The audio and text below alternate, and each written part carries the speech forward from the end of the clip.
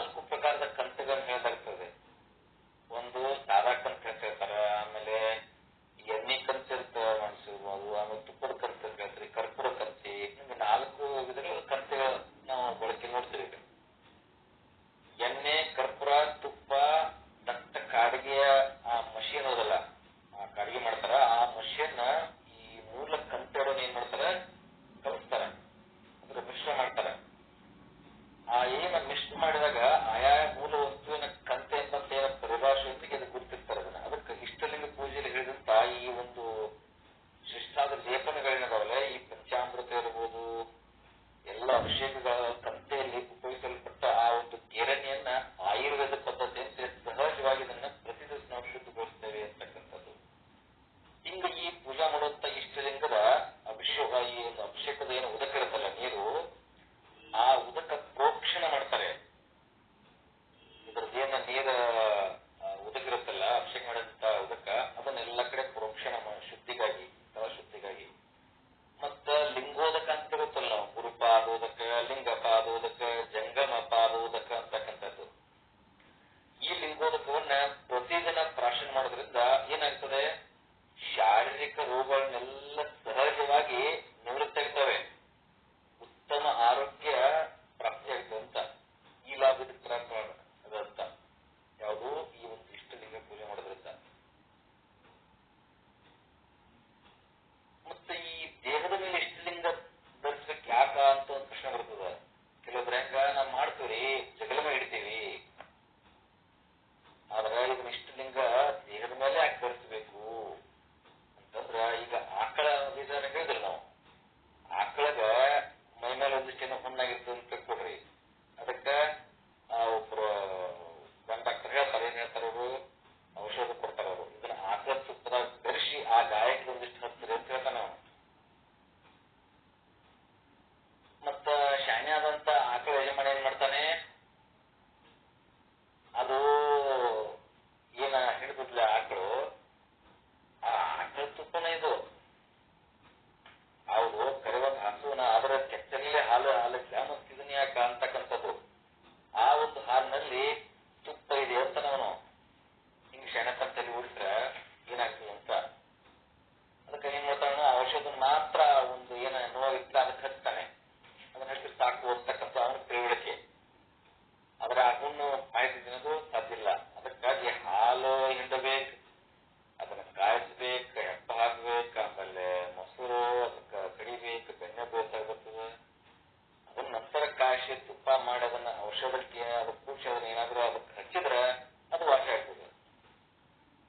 ಹಂಗ ಮಾನವನ ಶರೀರದ ಮೇಲೆ ಶಿವಕಲೆ ಇರುವುದು ನಿಜ. ಹೆಂಗಂತಂದ್ರ ಆ ಮಾನವನಿಗೆ ಬಂದದ್ದು ಹುಟ್ಟು ಸಾವು ಎಂಬಂತೇನು ಭವರೋಗದಲ್ಲ ಇದು. ಈ ಭವರೋಗ ವಾಸಿ ಆಗ್ಬೇಕಂದ್ರ ಸದ್ಗುರು ಏನ್ ಮಾಡ್ತಾರೆ, ಆ ಸದ್ಗುರು ಎಂಬಂತ ಭವರೋಗ ವೈದ್ಯ ಅಂತಾರ ಅವನಿಗೆ, ಸದ್ಗುರುವಿಗೆ ಭವರೋಗ ವೈದ್ಯರು. ಆ ಒಂದು ವೈದ್ಯರು ಏನ್ ಮಾಡ್ತಾರೆ, ಈ ಇಷ್ಟಲಿಂಗ ಎಂಬಂತ ಔಷಧಕ್ಕೆ ಏನ್ ಮಾಡ್ತಾರೆ, ಅವನಲ್ಲಿ ಇರ್ತಕ್ಕಂಥದ್ದು ಯಾರಲ್ಲಿ ಜೀವನಲ್ಲಿ ಶಿವನಲ್ಲಿ ಇದು ಯಾರು ಶಿಷ್ಯನಲ್ಲಿ ಇರ್ತಕ್ಕಂಥ ಆ ಒಂದು ಲಿಂಗ ಕಲೆ ಅಂತ ಇರ್ತದಲ್ಲ, ಆ ಲಿಂಗ ಕಲೆಯನ್ನ ಆಕರ್ಷಿಸಿ ಆ ಒಂದು ಇಷ್ಟಲಿಂಗದಲ್ಲಿ ಅದರ ಔಷಧನ್ನ ಶಿಷ್ಯನಿಗೆ ಸ್ಮರಣ ಮಾಡ್ತಾರೆ ಅಂತ. ಈಗ ಒಂದು ವಿದ್ಯುಕ್ತವಾಗಿ ಆ ಭಕ್ತಿಯಿಂದ ಆರಾಧನೆ ಏನ್ ಮಾಡ್ತಾರೆ, ಇದು ಒಂದು ಇಷ್ಟಲಿಂಗ. ಅದಕ್ಕೆ ಗುರುವಿನ ಆದೇಶದಂತೆ ಆ ಲಿಂಗವನ್ನು ಪೂಜೆ ಮಾಡಬೇಕು. ಅನುಸಂಧಾನ ಮಾಡೋದ್ರಿಂದ ಮಾನವನಿಗೆ ಒಂದು ಏನ ಭವರೋಗ ಇರ್ತದ, ಆ ಭವರೋಗದಿಂದ ಬಿಡಲ್ಪಟ್ಟು ಅವನೇನು ಮುಕ್ತನೇ ಆಗ್ತಾನೆ ಅಂತ. ಆದ್ರಿಂದ ಈ ಇಷ್ಟಲಿಂಗ ಇರೋದಲ್ಲ, ಈ ಇಷ್ಟಲಿಂಗವನ್ನ ದೇಹದ ಮೇಲೆ ಅವಶ್ಯವಾಗಿ ಧರಿಸಲೇಬೇಕು ಅಂತ. ಮತ್ತ ಏನಪ್ಪಾ ಅಂದ್ರೆ ಇಷ್ಟಲಿಂಗದ ಒಳಗಡೆ ಇರುವಂತ ಚಿಕ್ಕದಾದ ಹುಟ್ಲಿಂಗ ಇರುತ್ತೆ ನೋಡ್ರಿ, ಪೀಠಿಕೆ. ಆ ಪೀಠಿಕೆ ಬಹಳ ಸೂಕ್ಷ್ಮವಾಗಿರ್ತಕ್ಕಂಥದ್ದು, ಅದು ಸೂಕ್ಷ್ಮ ವಸ್ತುಗಳಿಂದ ರೂಪಿತವಾಗಿರ್ತಕ್ಕಂಥದ್ದು. ಇಷ್ಟಲಿಂಗಕ್ಕೆ ವಿವಿಧ ಪೂಜಾ ವಿಧಾನದ ಅಭಿಷೇಕವನ್ನ ಮಾಡ್ತೀವಿ. ಕೆಲವೊಬ್ರು ಪಂಚಾಮೃತ ಅಭಿಷೇಕ ಮಾಡ್ತೀವಿ, ನಾನಾ ವಿಧ ಅಷ್ಟೋಪಚಾರ, ಷೋಡೋಪಚಾರ ಎಲ್ಲ ವಸ್ತುಗಳಿಂದ ಪೂಜೆ ಮಾಡ್ತೀವಿ. ಎಲ್ಲ ವಸ್ತುಗಳಿಂದ ಹಾನಿಯಾಗುವಂತ ಈ ಸಂಭವಿರ್ತದಕ್ಕೆ ಅದಕ್ಕೆ ಹಾಗಾಗಿ ಅದಕ್ಕೆ ಏನ್ ಮಾಡ್ತಾರೆ, ಒಂದಿಷ್ಟು ರಕ್ಷಾ ಕವಚ ಅಂತ ಕಂತಿ ಮಾಡ್ತಾರೆ ಅಂತ, ಗೋಳಾಕಾರ ಅಂತ ಕಂತಿ ಕಾಂತಿ ಕಟ್ತಾರೆ. ಅದಕ್ಕ ಹೊಳಪು ಒಂದಿಷ್ಟು ಇಡ್ತಾರೆ, ಅದ ಕಾಂತಿ ಅಂತಕ್ಕಂಥದ್ದು. ಮತ್ತ ಈ ಇಷ್ಟಲಿಂಗ ಏನಪ್ಪಾ ಅಂದ್ರ ಅಸ್ತಧಾತುವಿನಿಂದ ತಯಾರಾಗಿರ್ತದೆ. ಆಕಳ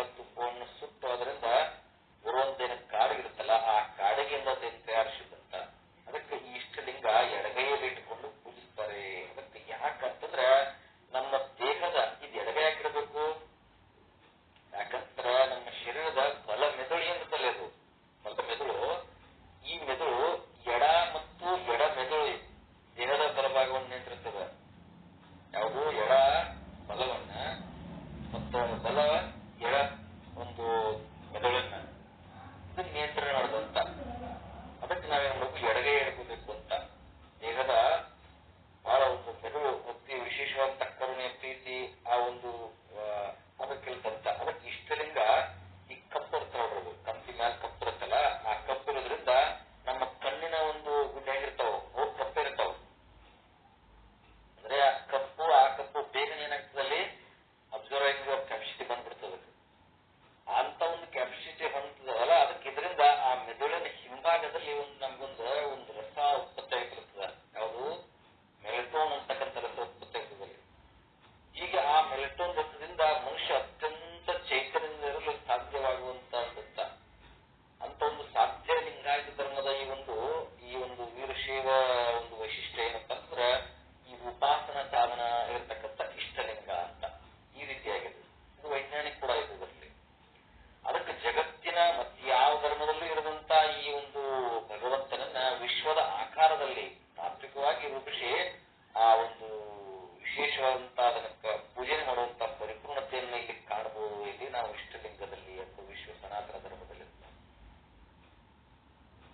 ಇಂಥ ಒಂದು ನಿರಾಕಾರವನ್ನ ಸಾಕಾರ ಮೂಲಕ ಗ್ರಹಿಸಿಕೊಳ್ಳುವಂತ ಪರಿಪಾಠ ಆಧ್ಯಾತ್ಮಿಕ ಅಂತಕ್ಕಂಥದ್ದು.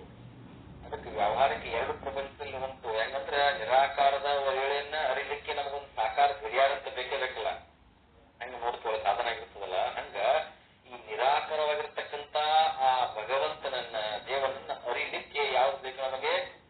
ಈ ಒಂದು ಇಷ್ಟಲಿಂಗ ಅಂತಕ್ಕಂಥದ್ದು ಕುರು. ಇದು ಆ ಸಾಕಾರ, ಇಷ್ಟಲಿಂಗದ ಸಾಕಾರ ಈ ಕುರು ಅಂತಕ್ಕಂಥ ನಮಗೆ ಬೇಕೇ ಬೇಕು. ಈ ನಾವು ಗುಡ್ಯಾಗ ತಾವರಲಿಂಗ ನೋಡ್ತೀವಲ್ಲ, ತಾವರಲಿಂಗ ಆ ಶಿವನನ್ನ ಸಂಕೇತಿಸ್ತದೆ. ಜಗತ್ತಿನೆಲ್ಲ ತುಂಬಿಕೊಂಡಿರುವಂತ ಪರಮಾತ್ಮನ್ನ ಆ ಶರೀರವಾದಂತ ಬ್ರಹ್ಮಾಂಡವೆಲ್ಲ ಗೋಲಾಕಾರದ ಹೆಂಗಿರುತ್ತಲ್ಲ, ಆ ಗೋಲಾಕಾರದಲ್ಲಿ ಇರೋದ್ರಿಂದ ಈ ಒಂದು ಆಕಾಶದಲ್ಲಿ ಹುಟ್ಟಿಕೊಂಡು ಇದು ನಮಗೆ ಕುರುವಂತಕ್ಕಂಥದ್ದು ಇಷ್ಟಲಿಂಗ ಬಂದಿರುತ್ತಂತ. ಅದಕ್ಕೆ ಇಷ್ಟಲಿಂಗಕ್ಕೆ ಅದಕ್ಕೆ ಈ ಕಪ್ಪಾದ ಕಂತೆಯನ್ನು ಹಾಕ್ತಾರಂತ. ಅದಕ್ಕೆ ಈ ಒಂದು ಕಾಂತಿಯುಕ್ತವಾಗಿರ್ತಕ್ಕಂಥ ಈ ಕಂತೆಯ ಕವಚ ಅದ, ಇದಕ್ಕ ಅದಕ್ಕೆ ಮೇಲೆ ಕಪ್ಪು ಇರೋ ಕಾರಣ ಏನಾಗ್ತದೆ, ಆ ಕಂತೆ ಕಪ್ಪು ಪರಸ್ಪರ ಆಕರ್ಷಣೆ ಬರ್ತದೆ. ಕಣ್ಣಿನ ಕಪ್ಪು ಆ ಕಂತೆ ಕಪ್ಪು ಅಲ್ಲಿ ಬೇಗ ಏನಾಗ್ತದೆ ಅಂದ್ರೆ ನಮಗ ಶೀಘ್ರದಲ್ಲಿ ನಮಗ ಚಿತ್ತ ಅಂತಕ್ಕಂಥ ಏಕಾಗ್ರತೆ ಬಂದ್ಬಿಡ್ತದೆ. ಅದಕ್ಕೆ ತ್ರಾಟಕ ಯೋಗ ಅಂತ ನೋಡ್ರಿ. ಹೀಗೆ ಆ ಒಂದು ಏಕಾಗ್ರತೆ ಅನುಭವ ನಮಗೆ ಬರ್ತದಂತ. ಅದಕ್ಕೆ ಆಧ್ಯಾತ್ಮಿಕವಾಗಿ ಇದೇನಪ್ಪಾ ಅಂದ್ರೆ ಒಂದು ಈ ಭವಸಾಗರವನ್ನು ದಾಟಿಸುವಂತ ಹಡಗಿನಂತೆ ಅಂತಕ್ಕಂಥದ್ದು. ಅದಕ್ಕೆ ಈ ಹಸುವಿನ ಕೆಟ್ಟಲಿರುವಂತ ಹಾಲಿನಲ್ಲಿ ಒಂದು ತುಪ್ಪಿರೋದು ಅದು ಸತ್ಯದ ಹೌದು. ಆದ್ರೆ ಒಂದು ವೇಳೆ ಹಸುವು ಕಟ್ಟು ಹಚ್ಚುವಂತಂದ್ರೆ ಹೆಂಗ್ ನಮಗೆ ಒಂದು ತುಪ್ಪನ ಅದಕ್ಕೆ ಗಾಯಕ್ಕೆ ಬೇಕಲ್ಲ, ಅದ ವಾಶಿ ಮಾಡುತ್ತಲ್ಲ, ಹಂಗ ಕೆಚ್ಚಲಿನಲ್ಲಿ ಹಾಲಿದೆ ಹೌದು, ಆದ್ರೆ ಹಾಲಿನಲ್ಲಿ ತುಪ್ಪ ಇದೆ ಅಂತಕ್ಕಂಥದ್ದು. ಹಂಗ ಈ ಬುದ್ಧಿವಂತರ ಈ ಒಂದು ಹೆಂಗಪ್ಪ ಅಂದ್ರ ಇದು ಕೊರತಿಂತ ಹಂಗ ಹಸುವಿನ ಪೋಷಿಸಿ ಆ ಕೆಚ್ಚಲಿಂದ ಹಾಲನ್ನು ಕರೆದು ಹಾಲಿಗೆ ಸಂಸ್ಕಾರ ಕೊಟ್ಟು ತುಪ್ಪ ಮಾಡಿ ಹಿಂಗ್ ಮಾಡಿದಂತ ಈ ಬಾಹ್ಯಲಿಂಗ ಏನು ಪೂಜೆ ಅದಲ್ಲ, ಇವು ಈ ಬಾಹ್ಯಲಿಂಗ ಪೂಜೆಯಿಂದ ಅಂತರಂಗದ ಪರಮಾತ್ಮನನ್ನ ಪೂಜೆ ಆಗಿದೆ ಅಂತಕ್ಕಂಥದ್ದು ಹೇಳ್ತಾರೆ. ಅದಕ್ಕೆ ಇಷ್ಟಲಿಂಗ ಪೂಜೆಯನ್ನ ಜ್ಞಾನ ಮುದ್ರೆಯಲ್ಲೇ ಇದನ್ನ ಮಾಡ್ಬೇಕು ಅಂತಕ್ಕಂಥದ್ದು. ಈ ರೀತಿಯಾಗಿ ಎಡಗೈ ಹಿಡ್ಕೊಂಡು ಆ ಜ್ಞಾನ ಮುದ್ರೆ ಅಂದ್ರೆ ಎರಡೂ ಕೈಗಳ ಮೇಲ್ಮುಖವಾಗಿ ಇಟ್ಕೊಂಡು ಆಯಾ ಕೈಗಳ ತೋರು ಬೆರಳ ಹೆಬ್ಬರುಗಳನ್ನ ಅಲ್ಲಿ ಒಂದಿಷ್ಟು ತಾಗಿಸಿ ಜ್ಞಾನ ಮುದ್ರೆಯಿಂದ ಅದನ್ನ ಆ ಭಗವಂತನ ಕೈಲಿ ಇಟ್ಕೊಂಡು ಪೂಜೆ ಮಾಡಬೇಕು. ಆ ಬ್ರೋ ನೇರವಾಗಿರ್ತಕ್ಕಂಥ ಹಿಂಗೆ ಒತ್ತಡ ನೀಡಬೇಕಂತ ಅಗತ್ಯ ಅಂತಕ್ಕಂಥ. ಅದಕ್ಕೆ ಈಗ ಪ್ರಯೋಜನ ಏನಪ್ಪ ಅಂದ್ರೆ ನಮ್ಮ ಮಿದುಳು ಶಕ್ತಿ, ಏಕಾಗ್ರತೆ, ಜ್ಞಾಪಕ ಶಕ್ತಿ ಇದೆಲ್ಲ ಹೆಚ್ಚಾಗ್ತದೆ. ಈ ತರ ನಾವು ಆ ಲಿಂಗ ಅನುಸಂಧಾನ ಮಾಡ್ತಾ ಮಾಡ್ತಾ ಮಾಡ್ತಾ ಮಾಡ್ತಾ ಹೋದಾಗ ನಮ್ಮ ಮಿದುಳಿನ ಶಕ್ತಿ ಹೆಚ್ಚಾಗ್ತದೆ, ಏಕಾಗ್ರತೆ ಹೆಚ್ಚಾಗ್ತದೆ, ಜ್ಞಾಪಕ ಶಕ್ತಿ ಹೆಚ್ಚಾಗ್ತದೆ. ಅದಕ್ಕೆ ನಾವು ಮಕ್ಕಳಿಗೆಲ್ಲರಿಗೂ ಅದಕ್ಕೆ ಸಂಸ್ಕಾರ ಕೊಡ್ರಿ, ಅವ್ರ ಮುಂದೆ ಮಾಡಿಕೊಡ್ರಿ. ಯಾಕಂತ ಅಂತಂದ್ರೆ ಆ ಮಕ್ಕಳಿಗೆ ಈ ತರ ಸಂಸ್ಕಾರ ಆಗೋದ್ರಿಂದ ಅವು ಇಷ್ಟು ಲಿಂಗ ದೀಕ್ಷಾ 8ನೇ ವರ್ಷದಲ್ಲಿ ಅವಶ್ಯಕತೆ ಬೇಕು. ಅವು ಲಿಂಗ ದೀಕ್ಷೆ ಮಾಡ್ಕೊಂಡು ಅವ್ರಿಗೆ ಮೇಧಾಶಕ್ತಿ ಹೆಚ್ಚಾಗುತ್ತಂತ, ಮತ್ತೆ ಏಕಾಗ್ರತೆ ಬರ್ತದೆ. ಹೀಗೆ ನಾಡಿಗಳ ಶಕ್ತಿ ಬಲಯುತವಾಗಿ ಇಲ್ಲಿ ಸಂಚರಿಸ್ತಾ ಇರ್ತದೆ ಈ ಒಂದು ಇಷ್ಟಲಿಂಗ ಪೂಜೆಯಿಂದ. ಅದಕ್ಕೆ ಇದು ವಿಶೇಷವಾಗಿ ವಿದ್ಯಾರ್ಥಿಗಳು ಬಹಳ ಸಹಕಾರ ಅಂತ ಒಂದು ಸಹಕಾರ ಆಗಿರ್ತಕ್ಕಂಥ ವಿದ್ಯಾರ್ಥಿಗಳು ಪ್ರತಿಯೊಬ್ಬರು ನಾವು ನಮ್ಮ ಮಕ್ಕಳಿಗೆ ಇದನ್ನ ಇಷ್ಟಲಿಂಗ ದೀಕ್ಷೆ ಕೊಟ್ಟು ಲಿಂಗ ಪೂಜೆ ಮಾಡ್ಬೇಕು. ಮತ್ತಷ್ಟೇ ಅಲ್ಲ, ಈ ನಿದ್ರಾಹೀನತೆ ಇರ್ಬೋದು, ನಮ್ಮಲ್ಲಿ ಒಂದು ನಮಗೆ ನೋಡು ಉದ್ವೇಗ, ಭಯ, ಒತ್ತಡ, ಮಾನಸಿಕ ಚಂಚಲತೆ ಇವೆಲ್ಲವೂ ಕೂಡ ದೂರ ಆಗ್ತವೆ. ಅದರಿಂದ ಒಂದು ಇಷ್ಟಲಿಂಗ ಬೆಳಗಿದ ತಕ್ಷಣ ಇಷ್ಟಲಿಂಗ ಆರಾಧನೆ ಮಾಡೋದ್ರಿಂದ, ಇಷ್ಟಲಿಂಗ ಅನುಸಂಧಾನ ಮಾಡೋದ್ರಿಂದ ಅಧಿಕವಾದಂತ ನಮಗೆ ಸಾಕಷ್ಟು ಏನ್ ನೋಡ್ರಿ ಸಮಾಜದಲ್ಲಿ ನಾವು ಶಿಫ್ಟ್ ಅಂತ ಬರ್ತದೆ, ಅದೆಲ್ಲ ಶಮನ ಆಗ್ಬೇಕಂದ್ರೆ ಆ ಶಮನ ಅದ್ರ ಜೊತೆಗೆ ಮತ್ತೇನಾಗ್ತದೆ, ಮನುಷ್ಯನ ಸ್ವಭಾವ ಆಗಿರ್ತಕ್ಕಂಥ ಹಠಮಾರಿತನ ಅಂತ ಇರ್ತದೆ, ನಾನು ನಂದಾಗ್ಬೇಕು ಅಂತಕ್ಕಂಥದ್ದು, ಜೊತೆಗೆ ಆಲಸ್ಯ ಅಂತ ಇರ್ತದೆ, ಸಂಶಯ, ಅತಿ ನಿದ್ರೆ ಮಾಡೋದಿವಿ ಎಲ್ಲವೂ ಕೂಡ ಒಂದು ಇಷ್ಟಲಿಂಗ ಆರಾಧನೆ ದೀಕ್ಷೆ ಅಂತಕ್ಕಂಥ ತಗೊಂಡು ಆ ಇಷ್ಟಲಿಂಗ ಆರಾಧನೆ ಶುರು ಮಾಡಿದ್ರೆ ಇವೆಲ್ಲವೂ ನಿವಾರಣೆ ಆಗ್ತವೆ ಅಂತಕ್ಕಂಥದ್ದಕ್ಕೆ ಇಂಥ ಒಂದು ಆಧ್ಯಾತ್ಮ ಶಕ್ತಿಯ ವೃತ್ತಿಗೆ ಈ ಒಂದು ಜ್ಞಾನ ಮುದ್ರೆ ಅಂತಕ್ಕಂಥದ್ದು ಅದ್ಭುತ ಸಹಾಯ ನಮ್ಗೆ ಮಾಡ್ಲಿಕ್ಕಿದೆ. ಅದಕ್ಕೆ ನಮ್ಮಲ್ಲಿ ಒಂದು ಏನು ಪಿಟ್ಯೂಟರಿ ಗ್ರಂಥ ಇರ್ತಲ್ಲ, ಆ ಒಂದು ಪಿಟ್ಯೂಟರಿ ಗ್ರಂಥಗಳ ಕಾರ್ಯಕ್ಷಮತೆ ಏನಾಗ್ತದೆ, ವೃದ್ಧಿ ಆಗ್ತದೆ, ಹೆಚ್ಚಾಗ್ತದೆ. ಅಷ್ಟೇ ಅಲ್ಲ, ಆ ದೇಹಕ್ಕೆ ಹೊಸ ಒಂದು ವಿಶೇಷವಾದಂತ ಚೈತನ್ಯವನ್ನ ತುಂಬಿಸ್ತದೆ ಅಂತಕ್ಕಂಥ. ಅದಕ್ಕೆ ಎಷ್ಟು ಹೊತ್ತು ಬೇಕಾದ್ರೂ ಅದು ಮಾಡಬಹುದು. ನಾವು ಪ್ರಾರಂಭದಲ್ಲಿ 5 ನಿಮಿಷ ಮಾಡ್ರಿ, 10 ನಿಮಿಷ ಮಾಡ್ರಿ, ಟೈಮ್ ಸಿಕ್ಕರೆ ಎಷ್ಟು ಸಾಕಷ್ಟು ಲಿಮಿಟೆಡ್ ಮಾಡಬಹುದು. ಅದಕ್ಕೆ ಇಂಥ ಒಂದು ಪಂಚಸೂತ್ರ ಕಿರುಪೀಠಗಳ ಶಿಟ್ಗಳ ಒಂದಂತ ಈ ಒಂದು ಪೂರ್ಣ ರಂಧ್ರ ಏನತ್ತಲ್ಲ, ಈ ಪೂರ್ಣ ರಂಧ್ರ ರಹಿತವಾಗಿರ್ತಕ್ಕಂಥ ಬಾಣಸ್ಥಾಪಿಸುವಂತ ಇದು ಕಾರಣ ಇದಕ್ಕೆ ಪಂಚಸೂತ್ರ ಲಿಂಗ ಅಂತ ಹೇಳ್ತಾರೆ. ಇಂಥ ಒಂದು ಪಂಚಸೂತ್ರ ಶಿವಶಕ್ತಿ ಸಮ್ಮಿಲನದ ಒಂದು ವಿಶೇಷವಾದ ಪರಿಣಾಮದ ಇದು ಚಿತ್ರಲಿಂಗ ಅಂತ ಹೇಳ್ತಾರೆ. ಅದು ಇದಕ್ಕಂತ ಎತ್ತ. ಇದಕ್ಕೆ ಇಷ್ಟಲಿಂಗ ಅಂತ ಹೇಳಿ ನಾಮಕರಣ ಮಾಡಿದ್ದಾರೆ. ಅದಕ್ಕೆ ಇದನ್ನ ಗುರುಪಾದೋದಕ ಪ್ರಸಾದಕರಿಗೆ ಅನುಮೋದನೆ ಮಾಡ್ತಾರೆ ಅಂತಕ್ಕಂಥದ್ದು. ಅದಕ್ಕೆ ಇಂಥ ಒಂದು ಶಿವಶಕ್ತಿಯಲ್ಲಿ ಹೇಗೆ ಒಂದು ಭೇದ ಭಾವ ಇಲ್ವೋ, ಅಲ್ಲಿ ಅವಿನಾಭಾವ ಸಂಬಂಧದಲ್ಲ, ಹಂಗ ಗುರು ಶಿಷ್ಯರಲ್ಲಿ ಕೂಡ ಇಂಥ ಒಂದು ಯಾವ ಭೇದ ಭಾವ ಇಲ್ಲ. ಅದಕ್ಕೆ ನರನ ಗುರುವನ್ನ, ಆ ಶಿಷ್ಯನನ್ನ ಏನ್ ಮಾಡ್ಬೇಕು, ನಾವು ನರನನ್ನ ನಾರಾಯಣನಾಗಿ ಮಾಡುವಂತ ಒಂದು ಅಂಗಲಿಂಗವಾಗುವಂತ ಇಂಥ ಒಂದು ವಿಶೇಷವಾದಂತ ಶಕ್ತಿ ವಿಶಿಷ್ಟಾದ್ವೈತ ತತ್ವ ನಿರ್ಣಯ ಈ ಒಂದು ಇಷ್ಟಲಿಂಗ ಪೂಜೆ ಮಾಡೋದ್ರಿಂದ ವಿಶೇಷವಾದಂತ ಆದರ್ಶವಾಗಿದೆ ಅಂತ ಹೇಳ್ತಾ, ಇನ್ನ ಇದ್ರ ಬಗ್ಗೆ ವಿಸ್ತೃತವಾದಂತ ಇನ್ನು ವೈಜ್ಞಾನಿಕ ಹಿನ್ನೆಲೆಯನ್ನ ಪರಮ ಪೂಜ್ಯರು ನಮಗೆ ತಿಳಿಸಿಕೊಟ್ಟಿದ್ದಾರೆ. ನಮಗೆಲ್ಲ ಅದರ ಬಗ್ಗೆ ವಿಶೇಷವಾದಂತ ಮಾಹಿತಿಯನ್ನು ತಿಳಿಸಿಕೊಡಬೇಕಂತ ಗುರುಗಳಿಗೆ ಪ್ರಾರ್ಥನೆ.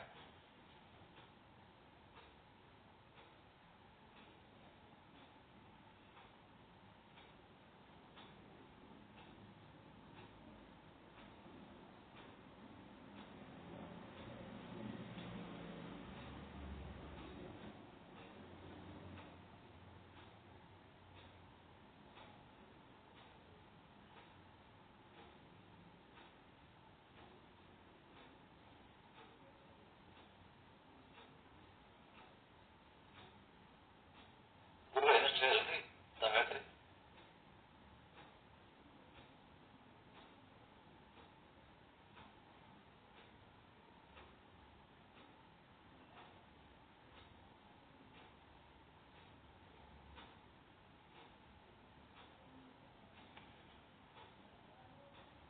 ಒಂದು 5 ನಿಮಿಷ ಹೇಳ್ರಿ, ಗುರುಗಳಿಗೆ ಬರಬೇಕು.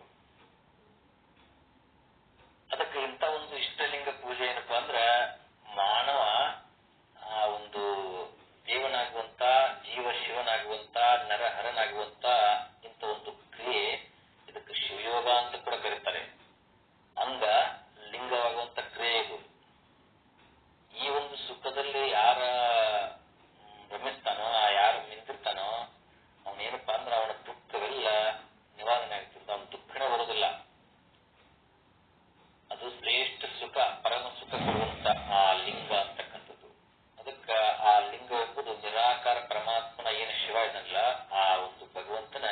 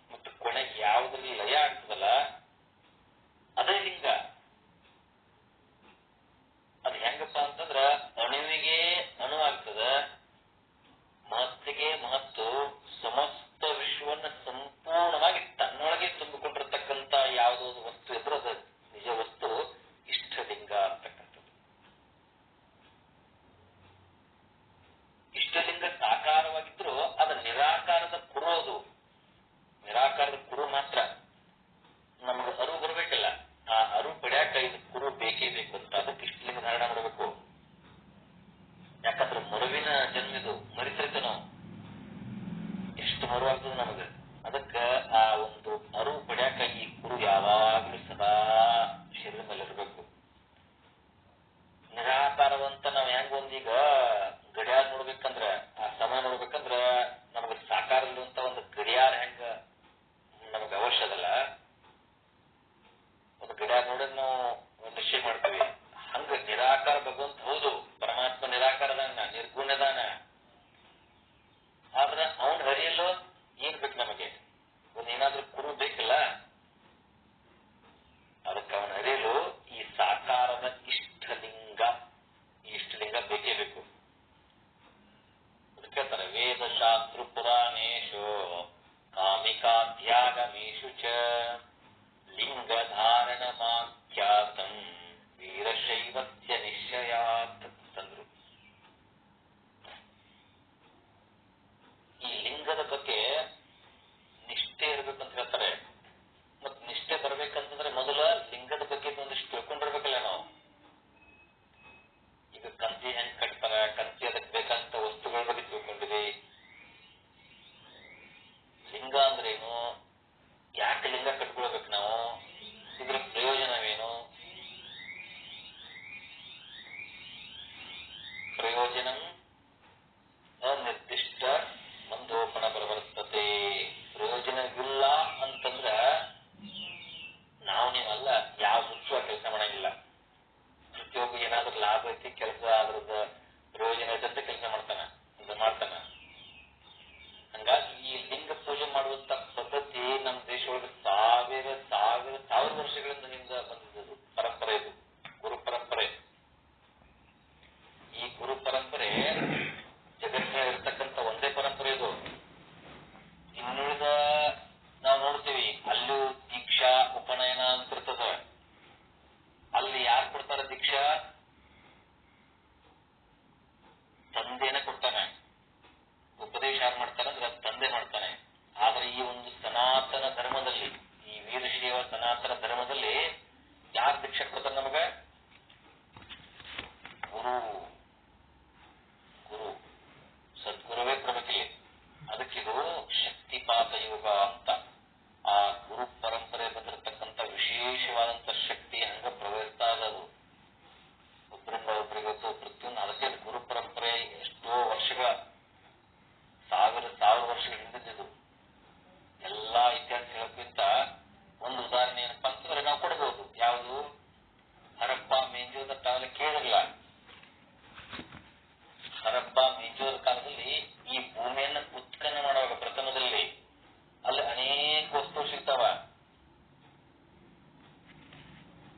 ಆ ಅನೇಕ ವಸ್ತುವಾಗ ಅದರಲ್ಲಿ ಚಿಕ್ಕ ಚಿಕ್ಕ ಅಂತ ಸಂತಾನೆ ನಾವೇನು ಹೊಳಿ ಈಗ ಇಷ್ಟು ಲಿಂಗದ ಬರುತ್ತಿಲ್ಲ ನಮಗ, ಆ ಲಿಂಗ ಕೂಡ ಸಿಕ್ಕಿದ್ದಾವಲ್ಲಿ. ಆ ನಿಟ್ಟಿನಲ್ಲಿ ಆ ಅಧ್ಯಯನ ಮಾಡಿದಂತ ಯಾರು ಸರ್ ಜಾನ್ ಮಾರ್ಷಲ್ ಅಂತ ಹೇಳ್ತು. ಸರ್ ಜಾನ್ ಮಾರ್ಷಲ್ ಅಂತೇಳಿ ಅವರು ಸಂಶೋಧಕರವರು. ಅವ್ರು ಹೇಳ್ತಾನ, ಈ ಸಣ್ಣ ಲಿಂಗಗಳ ದೇವಸ್ಥಾನದಲ್ಲಿ ಪ್ರತಿಷ್ಠಾ ಆಗ್ಬೇಕು ಲಿಂಗ ಅಲ್ಲ ಅಂತ ಹೇಳ್ತಾನ ಅವನು. ಅಂತಂದ್ರೆ ಈಗ ನಾವು ಮಾಡುವಂತ ಏನ್ ಇಷ್ಟ ಲಿಂಗದಲ್ಲ, ಒಳಗ್ ಪೀಠಿಕಾದಲ್ಲ, ಆ ಒಂದು ಅದೇ ಇಷ್ಟ ಲಿಂಗ ಆ ಕಾಲದ ಏನು ಬರುತ್ತಲ್ಲ ಅಲ್ಲಿ ಅವಾಗ ಅಸ್ತಿತ್ವದಿತ್ತು ಅಂತ. ಲಿಂಗ, ಇಷ್ಟಲಿಂಗ. ಈ ಇಷ್ಟಲಿಂಗ ಅಂತಂದ್ರೆ ಏನಂತಾರೆ? ಅದು ಪರಮಾತ್ಮನ ಸ್ವರೂಪ. ಲಯಂ ಗಚ್ಚೇತಿ ಯತ್ರೈವ ಜಗದೇಚ್ಛರಾಚರಂ ಪುನಃ ಪುನಃ ಸಮುತ್ಪನ್ನ ಉತ್ಪತ್ತಿ ತಲ್ಲಿಂಗಂ ಬ್ರಹ್ಮ ಶಾಶ್ವತಂ ಅಂತಂದ್ರು. ಹಾಗಂದ್ರೆ ಯಾವುದರಿಂದ ಈ ಜಗತ್ತು ಸೃಷ್ಟಿಯಾಗಿದೆಯೋ, ಯಾವುದಲ್ಲಿ ಜಗತ್ತಲೇ ಆಗುತ್ತೋ, ಯಾವುದಲ್ಲಿ ಜಗತ್ತು ಲೀಲೆ ಮಾಡ್ತದೋ, ಜಗತ್ತೇನದರದು ವಿಶ್ವ ಈ ಸೃಷ್ಟಿ ಪೂರ್ವದಲ್ಲಿಯೂ ಇತ್ತು. ಜಗತ್ತು ಪ್ರಳಯ ಆದ್ರೂ ಜಗತ್ತಿನ ಇರೋದೇ ಮೊದಲಿತ್ತು ಲಿಂಗ, ಅದರ ಪೂರ್ವದಲ್ಲಿ ಇತ್ತು, ನಂತರವೂ ಇದೆ, ಎಲ್ಲಾ ಕಾಲದಲ್ಲೂ ಯಾವುದು ಲಿಂಗ ಅಂತಕ್ಕಂಥದ್ದು. ಈ ಶಿವಶಕ್ತಿಯನ್ನು ತತ್ವದಲ್ಲ, ಈ ಶಿವಶಕ್ತಿ ತತ್ವವೇ ಲಿಂಗ. ನಿರಾಕಾರವಾಗಿರತಕ್ಕಂಥ ಈ ಪರಮಾತ್ಮ ಲಿಂಗ ರೂಪದಲ್ಲಿ ಕೂರಿಸುವಂತ ಅಪರಿಚ್ಛಿನ್ನಂ ಅವ್ಯಕ್ತಂ ಲಿಂಗ ಬ್ರಹ್ಮ ಸನಾತನಂ ಅಂತ ಹೇಳ್ತಾರೆ. ಏನು?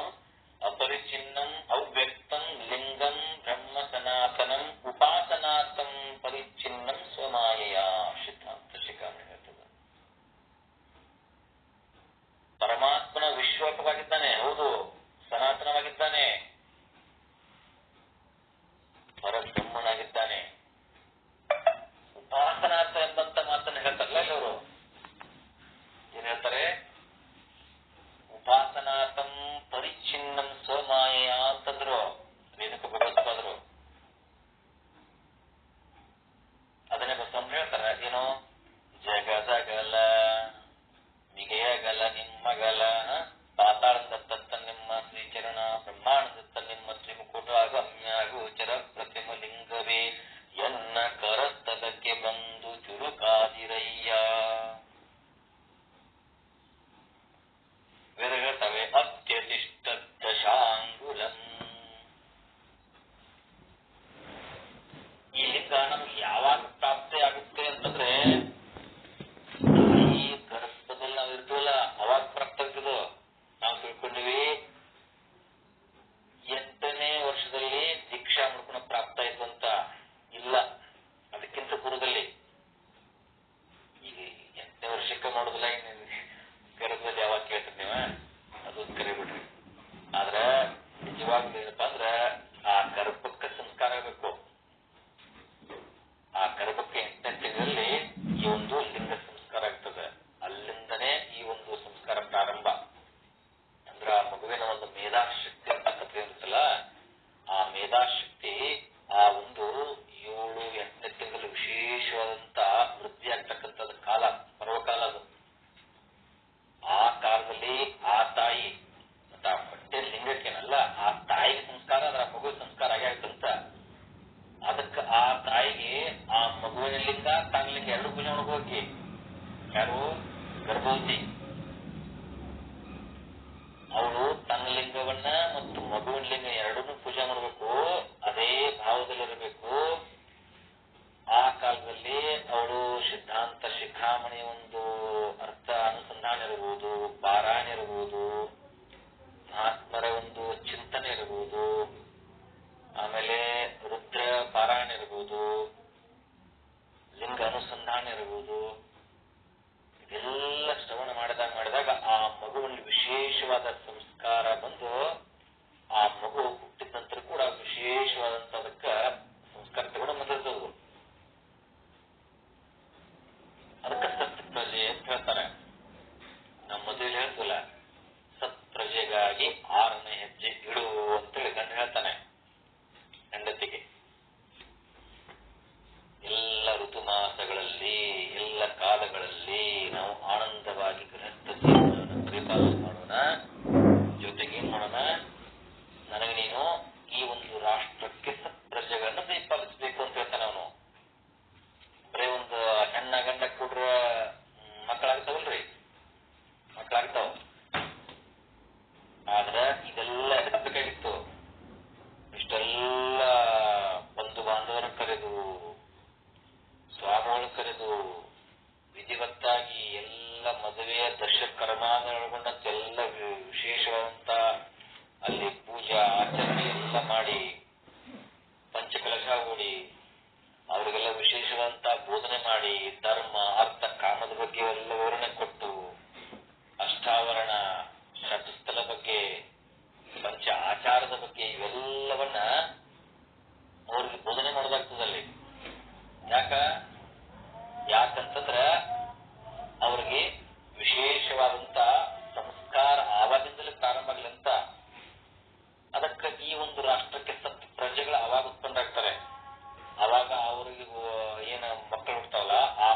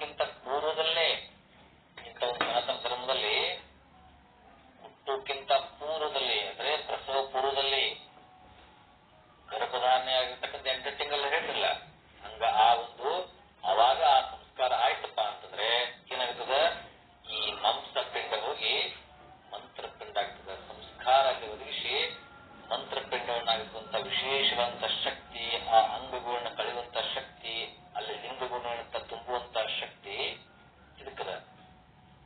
ಆ ಎಲ್ಲ ಲಿಂಗಗುಣಗಳ ತುಂಬಿ ಹುಟ್ಟುವಂತ ಮಗು ಕೇವಲ ಲಿಂಗ ರೂಪಿಯಾಗಿ ಈ ಜಗತ್ತನ್ನ ಪ್ರವೇಶ ಮಾಡ್ತಾನೆ ಅವನು. ಈ ಜಗತ್ತನ ಪ್ರವೇಶ ಅಷ್ಟ ಮಾಡೋದಲ್ಲ, ಲಿಂಗರೂಪಿಯಾಗಿ ಜಗತ್ತನ ಪ್ರವೇಶ ಮಾಡಬೇಕನ್ನುವಂತ ಉದ್ದೇಶದಿಂದ ಪ್ರಸವ ಪೂರ್ವದಲ್ಲಿ ಈ ಲಿಂಗದಾನ ಸಂಸ್ಕಾರ ಮಾಡ್ಕೋಬೇಕು. ಅದಕ್ಕೆ ಸಂಸ್ಕಾರ ಇರುವಂತದ್ದು. ಅಂತ ಒಂದು ಏಕಮೇವ ಜಗತ್ತಿನಲ್ಲಿ ಯಾವ್ದಾದ್ರು ಧರ್ಮ ಇದ್ರೆ ಅದು ಸನಾತನ ಧರ್ಮ, ಸನಾತನ ವೀರಶೈವ ಧರ್ಮ ಅಂತ. ಅಂದ್ರ ಅದು ಸನಾತನ ವೀರಶೈವ ಗುರು ಪರಂಪರೆ ಅಂತಕ್ಕಂಥದ್ದು.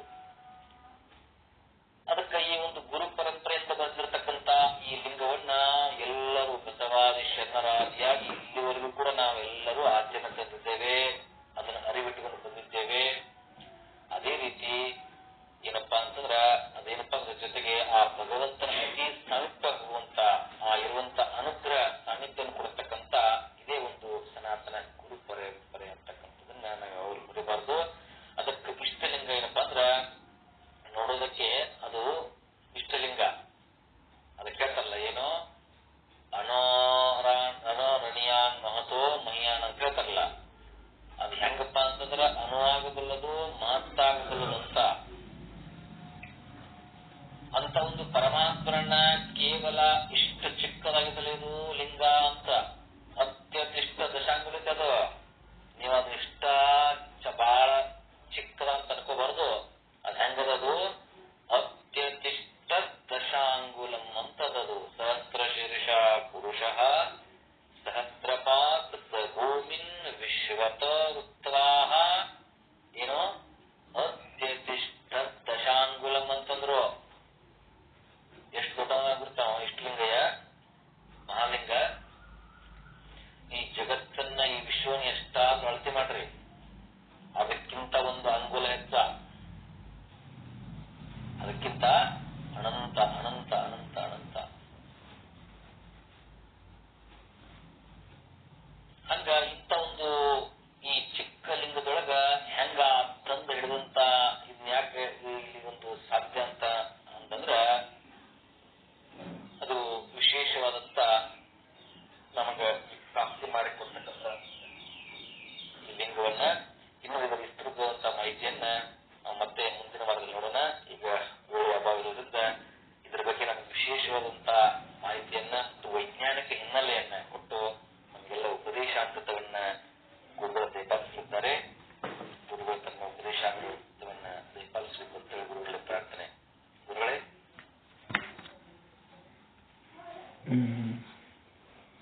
ಧನ್ಯವಾದ. ಇಷ್ಟಲಿಂಗದ ಮಹತ್ವವನ್ನು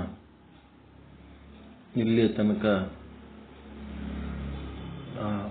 ಲಿಂಗದ ಮಹತ್ವ, ಲಿಂಗಾರ್ಚನೆಯ ಮಹತ್ವವನ್ನು ಹೇಳ್ತಾ ಇದ್ದಾರೆ ಕಂಬಿ ಗುರುಗಳು. ಅವರ ಪಾದಗಳಿಗೆ ಅನಂತ ಶರಣು. ಈಗ ಇಷ್ಟಲಿಂಗ ಪೂಜೆಯ ವೈಜ್ಞಾನಿಕತೆ, ಇವು ಮಾಹಿತಿಗಳು ಗೊತ್ತಿಲ್ಲದಕ್ಕೆ ಪೂಜೆ ಮಾಡ್ಕೊಳ್ತಾ ಇಲ್ಲ. ಇದರ ಮಹತ್ವ ಏನು ಈಗ ಎಲ್ಲರಿಗೂ ವೈಜ್ಞಾನಿಕವಾಗಿ ತಿಳಿಸಿದರೆ ಕೇಳ್ತಾರೆ ಹೊರತು ಸುಮ್ಮನೆ ಮಾಡ್ಕೊಂಡ್ರೆ ಯಾರು ಮಾಡ್ಕೊಳಂಗಿಲ್ಲ. ಪೂಜೆ ಮಾಡ್ಕೋರಿ ಅಂತಂದ್ರೆ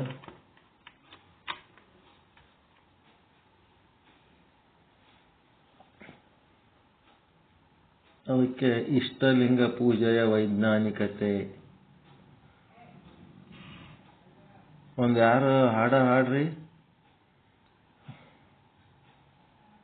ಲಿಂಗಾರ್ಚನೆಗೆ ಸಂಬಂಧಪಟ್ಟಂಥದ್ದು ಒಂದು ಏನಾರ ಹಾಡ್ರಿ. ಮತ್ತೆ ಒಂದು ಸ್ವಲ್ಪ ಬ್ರೇಕ್ ಸಿಕ್ಕಂಗಾಯ್ತು.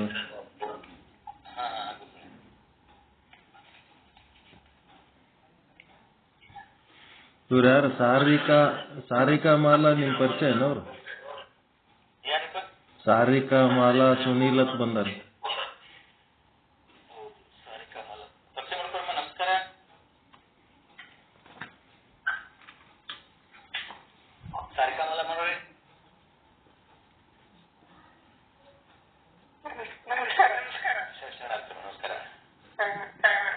ನಮಸ್ಕಾರ.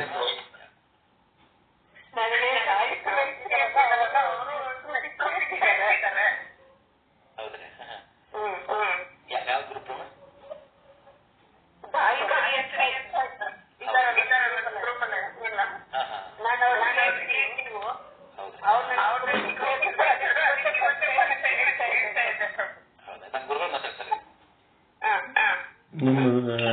ನಿಮ್ದು ಯಾಕೋ ಭಾಳ ಇದಾಗ್ಲಕತ್ತದ. ತಂಬಿ ಗುರುಗಳು ಮ್ಯೂಟ್ ಮಾಡ್ರಿ. ನಿಮ್ದು ಯಾಕೆ ನೀವು ಇದಾಗ ಎರಡೆರಡು ಮೊಬೈಲ್ ಇಟ್ಟಿರ ನೀವು? ಒಂದೇ ಮೊಬೈಲ್ ಮತ್ತೆ ಯಾಕೆ ನೀವು ಇದು ಬರ್ಲಕತ್ತದ, ಎಕ್ಕೋ ಬರ್ಲಕತ್ತದಲ್ಲ?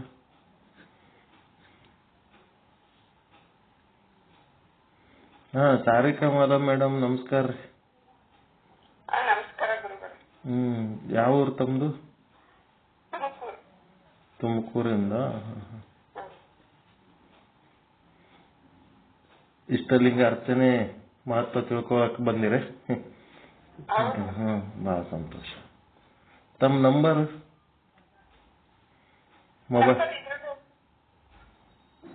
ನಂಬರ್ ಮೊಬೈಲ್ ನಂಬರ್ ಹೇಳ್ರಿ. ಮೆಸೇಜ್ ಹಾಕ್ತೀರಾ? ಇಲ್ಲ ಹೇಳ್ರಿ, ಹೇಳಕ್ಕಾಗಲ್ಲ. 9343 9343 79 3454 9343793454. ಏನ್ ಕೆಲಸ ಮಾಡ್ತೀರಾ ನೀವು? House wife. ಇಲ್ಲಿ ನಾಗರತ್ನಮ್ಮ ಅವ್ರ ಅಂತದಾರ ಗೋಕಾಕ್. ಮಾತಾಡ್ರಿ, ನಂಬರ್ ಬರ್ಕೊಳ್ರಿ ಇವ್ರದ್ದು, ನಾಗರತ್ನಮ್ಮ ಅವ್ರೆ. ಆಯ್ತು. ಇವರು ನಮ್ಮದು ಲೇಡೀಸ್ ವಿಂಗ್ ಮಹಿಳಾ ಶುದ್ಧ ಬ್ರಹ್ಮ ಪೀಠದ ಅಧ್ಯಕ್ಷದಾರ ಇವರು, ನಾಗರತ್ನಮ್ಮ ಅವ್ರು ಅಂತೇಳಿ. ಅವ್ರ ನಂಬರ್ ಕಳಿಸ್ತೀನಿ, ಅವ್ರ ಜೊತೆಗೆ ಮಾತಾಡಂತ್ರಿ. ಡೈಲಿ 4 ಹೊತ್ತು ಇರ್ತದೆ ನಮ್ಮದು ಪ್ರವಚನ. ಬೆಳಿಗ್ಗೆ 6 ಗಂಟೆ, ಮಧ್ಯಾಹ್ನ 1 ಗಂಟೆ. ಮಧ್ಯಾಹ್ನ 1 ಗಂಟೆಗೆ ಭಗವದ್ಗೀತಾ ಪಾರಾಯಣ ಇರ್ತದೆ. ಸಂಜೆ 4 ಗಂಟೆಗೆ ವಿವಿಧ ಗ್ರಂಥಗಳು, ವಿವಿಧ ಆಚರಣೆಗಳ ಬಗ್ಗೆ ಇರ್ತದೆ. ಮತ್ತೆ ರಾತ್ರಿ ಸಿದ್ಧಾಂತ ಶಿಖಾಮಣಿ ಬಗ್ಗೆ ಇರ್ತದೆ. ನಾವೆಲ್ಲ ಲಿಂಕ್ ಅದು ಕಳಿಸ್ತೀವಿ, ಅದಕ್ಕೆ ನಂಬರ್ ತಗೊಂಡದ್ದು. ಬಹಳ ಸಂತೋಷ. ಮತ್ತಿನ್ನ ಯಾರು ಇದ್ದರೂ ನೀವು ಇದ್ರೊಳಗೆ ಸೇರಿಸಬಹುದು ಲಿಂಕ್ ಕೊಟ್ಟು. ಓಕೆ ಅಮ್ಮ, ಧನ್ಯವಾದ, ಒಳ್ಳೇದಾಗಿ.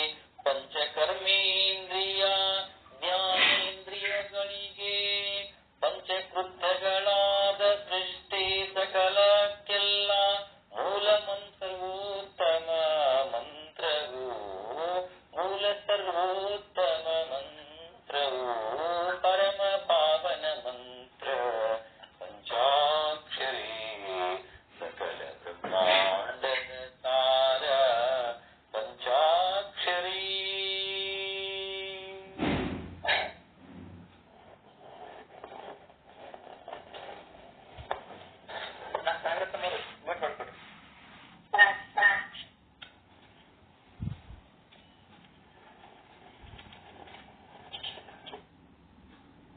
ಓಂ ಸದ್ಗುರು ಶ್ರೀ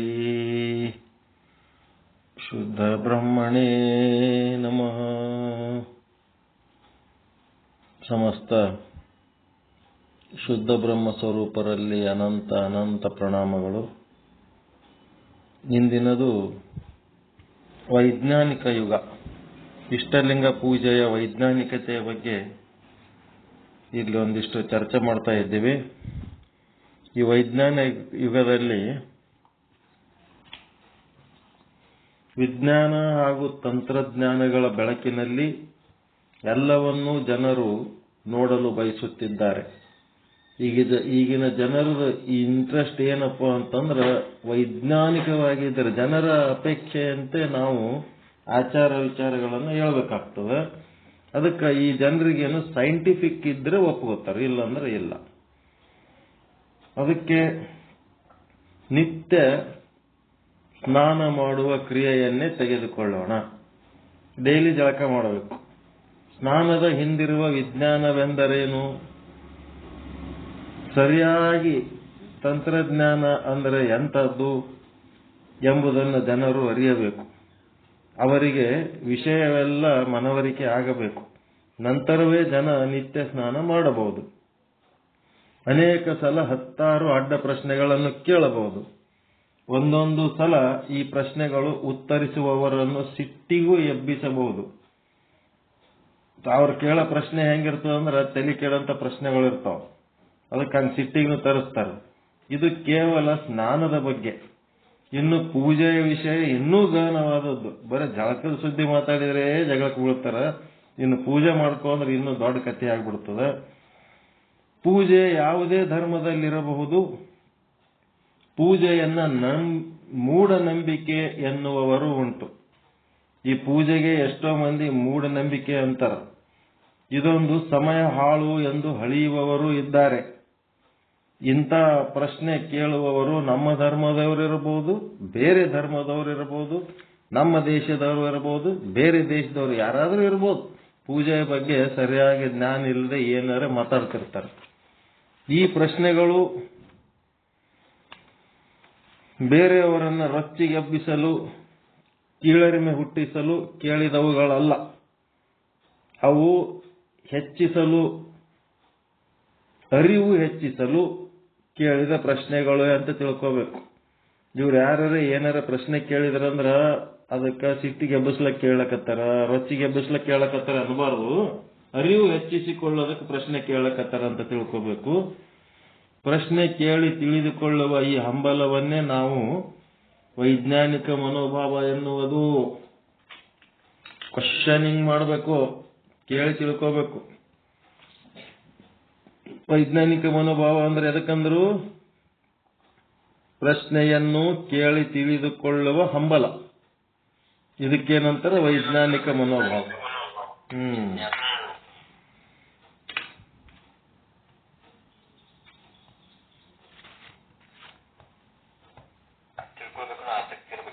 ಇರ್ಬೇಕು.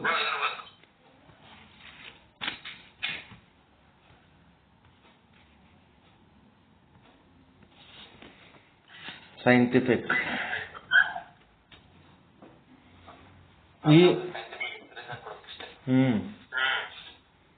ಈ ಮನೋಭಾವವನ್ನು ಇದು ಮಾಡ್ತಾರೆ ಕಂಬಿ ಪ್ರಕಾಶ್ ಅವರು. ಈ ಮನೋಭಾವವನ್ನ ಪ್ರಚೋದಿಸಿದವನು ಯಾರಪ್ಪ? ಪ್ರಶ್ನೆ ಕೇಳಲಾರದೆ ಒಪ್ಪಗೋಬಾರದು ಅಂತ ಹೇಳಿದವರು ಯಾರಪ್ಪ ಅಂತಂದ್ರೆ ಗೌತಮ ಬುದ್ಧ. ಬುದ್ಧ ಪ್ರಶ್ನೆ ಕೇಳಲಾರದೆ ಯಾವುದು ಒಪ್ಪಗೋಬಾರದು ಅಂತೇಳಿ ಬುದ್ಧ ಮಹಾತ್ಮ ಹೇಳಿದ ಮಾತು. ಬುದ್ಧನು ತನ್ನ ಉಪದೇಶದಲ್ಲಿ ನೇರವಾಗಿ ಹೇಳಿದನು, ಯಾವುದೇ ಸಂಗತಿಯನ್ನ ಸ್ನೇಹಿತ, ತಂದೆ, ಗುರು, ಹಿರಿಯರು ಹೇಳಿದರೆಂದು ನಂಬಲಿಕ್ಕೆ ಹೋಗಬೇಡ. ನೋಡ್ರಿ ಹೆಂಗ ಹೇಳ ಪುಣ್ಯಾತ್ಮ. ಸ್ನೇಹಿತರು ಹೇಳ್ಯಾರ, ತಂದೆ ಹೇಳ್ಯಾರ, ಗುರು ಹೇಳ್ಯಾರ, ಹಿರಿಯ ಹೇಳ್ಯಾರ, ನಂಬಬೇಡ. ಅವರು ಹೇಳಿದ ವಿಷಯದ ಮೇಲೆ ಪ್ರಶ್ನೆಗಳನ್ನು ಕೇಳು, ಅವುಗಳಿಗೆ ಸಮಂಜಸವಾದ ಉತ್ತರವನ್ನು ಪಡೆ. ನಿನಗೆ ಅವು ಸರಿ ಎನಿಸಿದರೆ ಮಾತ್ರ ಸಂಗತಿಗಳನ್ನು ನಂಬು, ಅದಾಗದೆ ಹೋದರೆ ನಂಬಬೇಡ. ಬುದ್ಧನ ಉಪದೇಶ ಇದು. ಬುದ್ಧನ ಪೂರ್ವದಲ್ಲಿ ಆಗಿ ಹೋದ ಕೃತಯುಗ, ದ್ವಾಪಾರ ಯುಗ, ತ್ರೇತಾಯುಗ ಇಂಥ ಕುತೂಹಲ ಪ್ರಶ್ನೆಗಳಿಗೆ ಆಸ್ಪದವಿರಲಿಲ್ಲ. ಇದಕ್ಕಿಂತ ಮೊದಲ ಬುದ್ಧ ಕಲಿಯುಗದವರು, ಇದಕ್ಕಿಂತ ಮೊದಲು 3 ಯುಗಗಳಿದ್ದು ಅಲ್ಲ, ಅಲ್ಲಿ ಗುರುವಿರದೆ ಡಾಮಿನೇಷನ್. ಗುರುಗಳು ಏನ್ ಹೇಳ್ತಾರೆ ಅದು ಕೇಳಬೇಕಷ್ಟೇ, ಹಿರಿಯರು ಏನ್ ಹೇಳ್ತಾರೆ ಅಷ್ಟೇ ಕೇಳಬೇಕು. ಹಿರಿಯರು ಹೇಳಿದ ಸಂಗತಿಗಳ ಬಗ್ಗೆ ಪ್ರಶ್ನಿಸುವುದು ಉದ್ದಟತನ. ಎದುರು ಪ್ರಶ್ನೆ ಕೇಳ್ತಿದೇನೋ, ಎದುರು ಉತ್ತರ ಕೊಡ್ತಿದೇನೋ ಅಂತ ಬೈತಿದ್ರು. ಪ್ರಶ್ನಿಸದೆ ಒಪ್ಪುವುದು ಭಕ್ತಿ ಎನಿಸುತ್ತಿತ್ತು.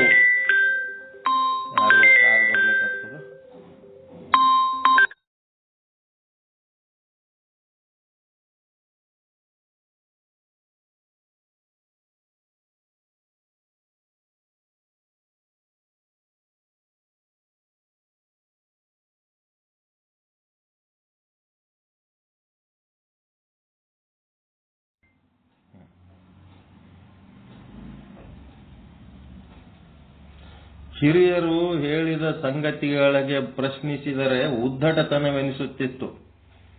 ಪ್ರಶ್ನಿಸದೆ ಒಪ್ಪಿದರೆ ಅದು ಭಕ್ತಿ ಅನಿಸುತ್ತಿತ್ತು, ಗೌರವ ಎನಿಸುತ್ತಿತ್ತು. ನೀವೇನ್ ಹೇಳ್ತೀರಿ ಅದು ತಣ್ಣವ್ರು ಕೇಳ್ಬಿಟ್ರು ಅಂದ್ರೆ ನನ್ನ ಬಗ್ಗೆ ಭಕ್ತಿ ಅದ, ಶ್ರದ್ಧೆ ಅದ, ಗೌರವ ಅದ. ಇಲ್ಲಂದ್ರೆ ಎದ್ರ ಪ್ರಶ್ನೆ ಕೇಳ್ತಾನಪ್ಪ ಅವ ಚಲೋ ಇಲ್ಲ ಮನುಷ್ಯ ಅಂದ್ಬಿಡ್ತಿದ್ರು. ಮೊದಲಿನ ಕಾಲ ಹಂಗೆ ಇತ್ತು. ರಾಮಾಯಣ ಮಹಾಭಾರತದಲ್ಲಿ ಪ್ರಶ್ನಿಸದೆ ಒಪ್ಪಿಕೊಂಡು ಬಿಡುವುದರಿಂದ 10 ಅನಾಹುತಗಳು ಜರುಗಿದವು. ಇಂಥ ಘಟನೆಗಳು ಜರುಗುವುದು ಇಂದು ಸಾಧ್ಯವಿಲ್ಲ. ಯಾಕಂದರೆ ಬುದ್ಧನ ಉಪದೇಶದ ಮಾತು ಜನರನ್ನು ಎಚ್ಚರಿಸಿವೆ, ಜನರಿಗೆ ಎಚ್ಚರ ಮಾಡ್ಯಾವ.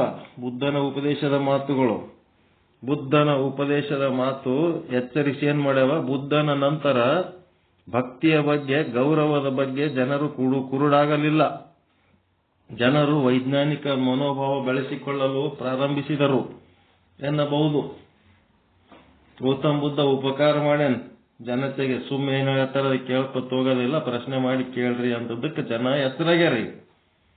ವೈಜ್ಞಾನಿಕ ಮನೋಭಾವದಿಂದ ವೀರಶೈವ ಧರ್ಮವನ್ನ ನೋಡಿದರೆ ಆಶ್ಚರ್ಯ ಎನಿಸುತ್ತದೆ. ಬಹಳ ವಿಚಿತ್ರ ಅನ್ನಿಸ್ತದೆ. ಇದು ಎಂತ ಅದ್ಭುತವಾದಂತ ವ್ಯವಸ್ಥೆ ಅದಪ್ಪ ಇದು ಅನ್ನಿಸ್ತದೆ. ವೈಜ್ಞಾನಿಕ ಮನೋಭಾವದಿಂದ ವೀರಶೈವ ಧರ್ಮವನ್ನ ನೋಡಿದರೆ ಆಶ್ಚರ್ಯ ಎನಿಸುತ್ತದೆ. ಅನೇಕ ಸಂಗತಿಗಳು ವೈಜ್ಞಾನಿಕವೆಂದು ಮನದಟ್ಟಾಗುತ್ತವೆ. ವೀರಶೈವ ಧರ್ಮದಲ್ಲಿ ಮುಖ್ಯ ಸಂಗತಿ ಎಂದರೆ ಹೊರಗಿನ ದೇವರನ್ನ ಬದಿಗಿರಿಸಿ ಇಷ್ಟಲಿಂಗವನ್ನು ಒಪ್ಪಿಕೊಳ್ಳುವುದಾಗಿದೆ. ಏನ್ ಮಾಡ್ಯಾರೆ, ವೀರಶೈವ ಧರ್ಮದಲ್ಲಿ ಮುಖ್ಯ ಸಂಗತಿ ಎಂದರೆ ಹೊರಗಿನ ದೇವರನ್ನ ಬದಿಗಿರಿಸಿ, ಬೇರೆ ಬೇರೆ ಬೇರೆ ಎಷ್ಟೋ ದೇವರುಗಳು ಪೂಜೆ ಮಾಡ್ತೀವಲ್ಲ ಅವೆಲ್ಲ ಬಿಡಿಸಿ ಇಷ್ಟಲಿಂಗವನ್ನು ಒಪ್ಪಿಕೊಳ್ಳೋದಾಗಿದೆ. ಇಷ್ಟಲಿಂಗ ಜಗತ್ತಿನ ಆಕಾರ ಪಡೆದುದಾಗಿದೆ. ಈ ಜಗತ್ತು ಹೆಂಗದ ನೀವು ಮಾಳಿಗೆ ಮೇಲೆ ಹೋಗಿ ನಿಂತು ನೋಡಿದ್ರಿ ಅಂತಂದ್ರ, ರಾತ್ರಿ ಹೋಗಿ ನೋಡ್ರಿ ಕರ್ರಗ ಲಿಂಗ ಹೆಂಗದ ಅಂತಂದ್ರ, ಈ ಜಗತ್ತು ಹೆಂಗದ ಆಕಾಶ ಭೂಮಿ ಒಂದು ಮಾಡಿ ನೋಡ್ರಿ ಒಂದೇ ಸಲ. ಬಹುದೂರೇ ಬೃಹದಾಕಾರೇ ಕ್ಷಿತಿಜರುತ್ತಮ ವೀಕ್ಷಣಂ. ಕ್ಷಿತಿಜ ಅಂದ್ರ ಆಕಾಶ ಭೂಮಿ ಹಿಂಗ್ ಒಂದ್ ಕಡೆ ಸೇರಿದಂಗ ಕಾಣಿಸ್ತಿರ್ತವ ದೂರ. ಅದ್ ಹಂಗೆ ನೀವು ನೋಡ್ಕೋತ ಅಲ್ಲಿ ಜಾಯಿಂಟ್ ಆಗ್ಯದನ್ನ ನೋಡಿದ್ರೆ ಇರಂಗಿಲ್ಲ, ಅದು ಹಂಗ್ ಸೇರಿದಂಗ ಕಾಣಿಸ್ತದ ಅಷ್ಟೇ, ಸೇರಿರಂಗಿಲ್ಲ. ಅದಕ್ಕೆ ಕ್ಷಿತಿಜ ರೇಖೆ, ಕ್ಷಿತಿಜ ಬಿಂದು, ಕ್ಷಿತಿಜ ವೃತ್ತ ಅಂತಾರ. ಆಕಾಶ ಭೂಮಿ ಹಿಂಗ ಸೇರಿದ್ದಕ್ಕೆ ಕ್ಷಿತಿಜ ವೃತ್ತ ಅಂತಾರ. ಅದಕ್ಕೆ ಬಹುದೂರೇ ಬೃಹದಾಕಾರೇ ಕ್ಷಿತಿಜ ವೃತ್ತಂ ವೀಕ್ಷಣಂ ಆಕಾಶ ಭೂಮಿ ಸಂಗಮಂ ಮಹಾಲಿಂಗಂ ಅದ್ಭುತ ದರ್ಶನಂ. ಹೆಂಗದ ಶ್ಲೋಕ ಬರ್ಕೊಂಡ್ರ? ಬಹುದೂರೇ ಬೃಹದಾಕಾರೇ ದೊಡ್ಡ ಆಕಾರ, ಕ್ಷಿತಿಜ ವೃತ್ತಂ ವೀಕ್ಷಣಂ ಆಕಾಶ ಭೂಮಿ ಸಂಗಮಂ ಮಹಾಲಿಂಗಂ ಅದ್ಭುತ ದರ್ಶನ. ಯಾರು ಬರ್ದಾರ ಇದು ಶ್ಲೋಕ? ಪರಮ ಪೂಜ್ಯ ಸದ್ಗುರು ಶ್ರೀ ಶರಣಬಸವ ಮಹಾಸ್ವಾಮಿಗಳು. ಎಂಟನೇ ಕ್ಲಾಸ್ನಾಗ ಬರ್ತೀವಿ ಇದು ನಾವು. ಲಿಂಗ ದರ್ಶನ. ಅದಕ್ಕೆ ಇಡೀ ಜಗತ್ತಿನ ಒಂದು ಆಕಾರ ಇಷ್ಟಲಿಂಗ ಅದ. ಈ ಇಷ್ಟಲಿಂಗವನ್ನು ಒಪ್ಪಿಕೊಳ್ಳುವುದಾಗಿದೆ. ಇಷ್ಟಲಿಂಗ ಜಗತ್ತಿನ ಆಕಾರ ಪಡೆದುದಾಗಿದೆ. ಮತ್ತೇನದ ಇಷ್ಟಲಿಂಗದ ವಿಶೇಷತೆ ಅಂತಂದ್ರ ಕಣ್ಣು, ಮೂಗು, ಮೀಸೆ, ಕೈಕಾಲುಗಳ ಗೊಂದಲವಿಲ್ಲ. ಇದಕ್ಕ ಕಣ್ಣ, ಮೂಗ, ಕಿವಿ ಇಂದ್ರಿಯಗಳಿಲ್ಲ ಇದಕ್ಕ ಇಷ್ಟಲಿಂಗಕ್ಕ. ಮತ್ತೇನದ ಹೆಂಡತಿ, ಮಕ್ಕಳು, ವಾಹನ ಇತ್ಯಾದಿ ಜಂಜಾಟವಿಲ್ಲ. ಈಗ ಪಾರ್ವತಿ ಗಂಡ ಶಿವ ನೋಡ್ರಿ, ಗಂಡ ಹೆಂಡತಿ ಮಕ್ಕಳು, ಅವ್ರ ವಾಹನಗಳು, ಆಯುಧಗಳು ಏನೇನೋ ಅದಾವ ಅಲ್ಲಿ ಆಕಾರಗಳು. ಇಲ್ಲಿ ಹಂಗಿಲ್ಲ. ಇಷ್ಟಲಿಂಗದೊಳಗೆ ಗಂಡ ಹೆಂಡತಿ ಅಂತ ಯಾರಿಲ್ಲ, ಮತ್ತೆ ವಾಹನಗಳಂತಿಲ್ಲ. ಮತ್ತು ದೇವರು ಕೈಲಾಸ ಪರ್ವತದಲ್ಲಿ ಸ್ವರ್ಗದಲ್ಲಿ ಇರುವನೆಂಬ ತಪ್ಪು ಕಲ್ಪನೆಗಳೂ ಇಲ್ಲ. ಅದಕ್ಕೆ ಅವ್ರೇನ್ ಮಾಡಿದ್ರು, ಕೈಲಾಸವೆಂಬುದು ಹಾಳು ಬೆಟ್ಟ ಕಾಣಿರೋ, ಅಲ್ಲಿರುವ ಚಂದ್ರಶೇಖರನೊಬ್ಬ ಹೆಡ್ಡ ಕಾಣಿರೋ, ಅಲ್ಲಿರುವ ಶಿವ ಗಣಾಧೀಶ್ವರರೆಲ್ಲ ಮೈಗಳ್ಳರು ಕಾಣಿರೋ ಅಂತ ಹೇಳಿದ್ರು. ಏನಂತ ಎದಕ್ಕೆ ಹಂಗೆ ಹೇಳಿದ್ರು ಅಂತಂದ್ರ ಸೊಲ್ಲಾಪುರ ಸಿದ್ದರಾಮೇಶ್ವರರು ಹೇಳ್ತಾರೆ ಇದು ಮಾತು. ಶಿವಯೋಗಿ ಸಿದ್ದರಾಮೇಶ್ವರರು ಆ ಇಷ್ಟಲಿಂಗದೊಳಗೆ ಅದು ಕೈಲಾಸ ಮಾನಸ ಪರ್ವತ ಇದ್ರೂ ಅದೇ ಇಷ್ಟಲಿಂಗದೊಳಗೆ ಆದ ಇಲ್ಲ. ಇಷ್ಟಲಿಂಗ ಬಿಟ್ಟು ಏನಾರ ಅದನ್ನ ಜಗತ್ತಿನೊಳಗೆ ಅದ. ಹಿಂಗಾಗಿ ಅದೇನ್ ದೊಡ್ಡ ವಿಷಯ ಮಾಡ್ಕೊಂಡು ಹೋಗ್ಬೇಡ್ರಿ. ಅಲ್ಲಿಗೆ ಇಷ್ಟಲಿಂಗ ಪೂಜೆ ಮಾಡಿದ್ರೆ ನೀವು ಕೈಲಾಸ ಮಾನಸ ಪರ್ವತದ ಪೂಜೆನು ಇಲ್ಲೇ ಕುಂತು ಮಾಡಿದಂಗ. ಇಂಥ ಇಷ್ಟಲಿಂಗವನ್ನ ದೇಹದ ಮೇಲೆ ಧರಿಸುವುದು. ಉಳಿದೆಲ್ಲ ದೇವರನ್ನ ಒಪ್ಪದಿರುವುದು ಎರಡನೇ ಹೆಜ್ಜೆಯಾಗಿದೆ. ಒಂದನೇ ಹೆಜ್ಜೆ ಇಷ್ಟಲಿಂಗ ಜಗತ್ತಿನ ಆಕಾರದ. ಜಗತ್ತಿನೊಳಗ ಎಷ್ಟು ತೀರ್ಥಕ್ಷೇತ್ರಗಳದವ, ಎಷ್ಟು ದೇವಾದಿ ದೇವತೆಗಳದವ, ಎಷ್ಟು ಗುರುಗಳದರ, ಎಷ್ಟು ನದಿಗಳದವ, ಎಷ್ಟು ಸಾಗರಗಳದವ, ಎಷ್ಟು ಪಂಚಭೂತಗಳದವ. ಮತ್ತು ನಾವು ಬಾಳುವುದಕ್ಕೆ ಬೆಳೆಯುವುದಕ್ಕೆ ನೇರವಾಗಿ ಅಥವಾ ಪ್ರತ್ಯಕ್ಷವಾಗಿ ಅಪ್ರತ್ಯಕ್ಷವಾಗಿ 84 ಲಕ್ಷ ಜೀವರಾಶಿಗಳ ಒಂದು ಕೊಂಡಿಯದ ಚೈನದ. ಆ ಏನು 84 ಲಕ್ಷ ಜೀವರಾಶಿಗಳಿಗೆ ಈ ಮನುಷ್ಯ ಕಿರೀಟ ಇದ್ದಂಗಿದ್ರೂ ಸಹಿತ ಪ್ರತಿಯೊಂದು ಜೀವರಾಶಿ ಈ ಮನುಷ್ಯನ ಬದುಕಿಗೆ ಉಪಯೋಗದವು. ಒಂದಿಲ್ಲ ಇನ್ನೊಂದು ರೀತಿಲಿಂತ ಉಪಯೋಗದವು. ಹೀಗಾಗಿ ಅವೆಲ್ಲವನ್ನ ಪೂಜೆ ಮಾಡೋದು, ಅವೆಲ್ಲವನ್ನ ಗೌರವಿಸ್ತೀನಿ, ಅವೆಲ್ಲವನ್ನ ಪ್ರೀತಿಸ್ತೀನಿ ಅನ್ನೋಂಥ ಒಂದು ವಚನ ಏನದಲ್ಲ, ಒಂದು ಪ್ರಮಾಣ ಈ ಇಷ್ಟಲಿಂಗದೊಳಗದ. ಎಲ್ಲವನ್ನು ಒಂದೇ ಸಾರಿ ಪೂಜೆ ಮಾಡಿದ ಮೇಲೆ ಮತ್ತೆ ಸೆಪರೇಟ್ ಪೂಜೆ ಮಾಡೋದೇನು ಅವಸರ ಅದ? ಟೋಟಲ್ ಮಾಡಿದ್ಮೇಲೆ ಸೆಪರೇಟ್ ತೊಳೋದೇನಿರ್ತದ್ರಿ? ಅದಕ್ಕೇನಂತಾರ, ಆ ಇಷ್ಟಲಿಂಗ ಪೂಜೆ ಮಾಡಿದ್ಮೇಲೆ ಮತ್ತೆ ಸಣ್ಣ ಸಣ್ಣ ಪೂಜೆ ಮಾಡ್ಲಕ್ಕ ಹೋಗ್ಬೇಡ ಅಂತ. ಎಲ್ಲರೇ ನೀವು ಜ್ಯೋತಿರ್ಲಿಂಗಕ್ಕೆ ಹೋದ್ರಿ ಅಂತಂದ್ರ ಮೇನ್ ಆ ದೇವರಿಗೆ ಪೂಜೆ ಮಾಡಿದ್ಮೇಲೆ ಅಲ್ಲಿ ಮುಂದೆ ಸುತ್ತಮುತ್ತ ಅವು ಇವು ಸಣ್ಣ ಪುಟ್ಟ ಗುಡಿಗಳಿರ್ತಾವ, ಅಲ್ಲೆಲ್ಲ ಹೋಗ್ತಾರನ್ರಿ ಯಾರು? ಏನ್ ಟೈಮ್ ಇದ್ದವ್ರು ಹೋಗ್ತಾರ, ಇಲ್ಲಾಂದ್ರೆ ಅಲ್ಲಿ ಹೋಗಬೇಕಂತ ಏನಿಲ್ಲಲ್ಲ. ಅಲ್ಲಿ ಹೋಗಿದ್ದೆ ಮೇನ್ ಮುಖ್ಯ. ಯಾವ ದೇವರ ಸಲ ಹೋಗಿದ್ರೆ ಅಲ್ಲಿ ಆದ್ಮೇಲೆ ಮತ್ತೆ ಸಣ್ಣ ಪುಟ್ಟು ಹಾಂಗ ಇಲ್ಲೇನದ ಇಷ್ಟಲಿಂಗದಕ್ಕಿಂತ ದೊಡ್ಡದು ಮತ್ತೊಂದು ಏನೇನು ಇಲ್ಲ. ಅಂಥದನ್ನೇ ನೀವು ಪೂಜೆ ಮಾಡಿದ್ಮೇಲೆ ಮತ್ತೆ ಸಣ್ಣ ಪುಟ್ಟು ಬೇರೆ ಯಾಕೆ ಮಾಡ್ತೀರಿ? ಇದೇನಂತಾರ, ಏಕ ದೇವ ನಿಷ್ಠೆ. ಒಂದೇ ದೇವರ ಮೇಲೆ ನಿಷ್ಠೆ ಇಟ್ಕೊರ್ರಿ ಅವ ದೇವ್ರು ಎಷ್ಟು ಅದನ? ಒಬ್ಬನೇ ಅದನ. ಪರಮಾತ್ಮ ಒಬ್ಬನೇ ಅದನ. ಅವ ಒಬ್ಬನೇ ಎಲ್ಲಾ ಕಡೆ ಅದನ. ಅವನಿಗೆ ನೀವು ಅಂಗೈಯಾಗಿಟ್ಟು ಪೂಜೆ ಮಾಡ್ಲಿಕ್ಕೆ ಮೇಲೆ ಇನ್ನು ಸಣ್ಣ ಪುಟ್ಟು ಯಾಕೆ ಮಾಡ್ತೀರಿ? ಇದು ಎರಡನೇ ಹೆಜ್ಜೆ. ಮುಂದೆ ಮೂರನೇದ್ದೇನಪ್ಪ ಅಂತಂದ್ರೆ, ಯಾಕೆ ಬೇಡ ಅಂತಾರೆ ಬೇರೆ ಪೂಜೆ ಅಂತಂದ್ರೆ, ಎಲ್ಲಾ ದೇವರುಗಳು ಅದರಾಗೆ ಬರ್ತಾವ. 33 ಕೋಟಿ ದೇವತೆಗಳು ಅಂತ ಹೇಳ್ತಾರ. 33 ಕೋಟಿ ಅದಾವ, 66 ಕೋಟಿ ಅದಾವ. ಏನ್ ಮಾಡೋದಾವ? ಎಲ್ಲ ಸಂಖ್ಯೆ ತಗೊಂಡು ಎಲ್ಲ ದೇವತೆಗಳು ಈ ಇಷ್ಟಲಿಂಗದೊಳಗೆ ಇರ್ತಾವ. ಈ ರೀತಿ ನಾವು ಪೂಜೆ ಮಾಡಬೇಕು. ಬೇರೆ ಆರಾಧನೆಗಳು ಏನ್ ಮಾಡ್ಬೇಕಂದ್ರ ಇದಕ್ಕಿಂತ ದೊಡ್ಡ ಅಲ್ಲವು ಅಂತ ತಿಳ್ಕೊಂಡು ಅವಕ್ಕ ಮಹತ್ವ ಅಷ್ಟೊಂದು ಕೊಡಬಾರದು ಅನ್ನಂತ ಮಾತು. ಮತ್ತ ಅಲ್ಲೇನ್ ಹೋಗ್ಲೇಬಾರ್ದು ಅಂತೇಳಿ ಏನ್ ಮಡಿವಂತಿಕೆ ಮಾಡ್ಬೇಕಂತಲ್ಲ, ನಾವು ತಿಳುವಳಿಕೆ ಇರ್ಬೇಕಷ್ಟೇ.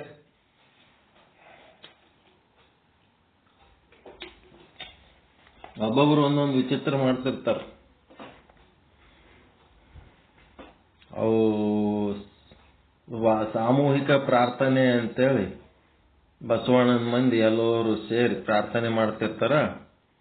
ನನ್ನ ಮಗಳಿಗೆ ನಾ ಕರ್ಕೊಂಡೋಗಿದ್ದೆ. ಸಣ್ಣದಿತ್ತು, ಅದು 3-4ನೇ ಕ್ಲಾಸ್ನಾಗ ಇತ್ತು ಹುಡುಗಿ. ಏನಾರ ಹೇಳ್ತೇನೆ ಸಂಪದ, ನೀನು ಹೇಳು ಅನ್ನೋನು. ಆಯ್ತಂತೇಳಿ ಮೈಕ್ ತಗೊಂಡು ನಿಂತು ಬ್ರಹ್ಮ ಮುರಾರಿ ಸುರಾರ್ಚಿತ ಲಿಂಗಂ ಅಂತ ಏನೋ ಹೇಳಕತ್ಬಿಟ್ಲಪ್ಪ. ಅವ್ರು ಬಂದು ಮೈಕ್ ಕಸ್ಕೊಂಡ್ಬಿಟ್ರು. ಎದಕ್ಕೆ ಅಂತ ಕೇಳಿದ್ರ, ಅದು ಸ್ಥಾವರ ಲಿಂಗದ್ದದ ರೀ, ಇಷ್ಟಲಿಂಗದ್ದು ಏನಾರ ಇದ್ರೆ ಹಾಡ್ಬೇಕು, ಸ್ಥಾವರ ಲಿಂಗದ್ದು ಇಲ್ಲಿ ಹಾಡ್ಲಿಕ್ಕೆ ಅವಲೋ ಇಲ್ಲ. ನೋಡ್ರಿ ಎಂತ ಜನ ಇರ್ತಾರೆ. ಲಿಂಗ ಒಂದೇ, ಸ್ಥಾವರ ಲಿಂಗ ಏನು ಇಷ್ಟಲಿಂಗ ಏನು. ಆದ್ರ ಈ ರೀತಿ ಬೇರೆ ದೇವರುಗಳು ಖಂಡಿಸುವುದು ಇದರ ಉದ್ದೇಶ ಅಲ್ಲ. ಅದರ ಉದ್ದೇಶ ಏನು? ಅತ್ಯಂತ ದೊಡ್ಡ ತತ್ವವನ್ನ ನೀವು ಪೂಜೆ ಮಾಡಿದ್ಮೇಲೆ ಇತರ ತತ್ವಗಳ ಬಿಡಿ ಬಿಡಿಯಾಗಿ ಪೂಜೆ ಮಾಡುವ ಅವಶ್ಯಕತೆ ಇಲ್ಲ.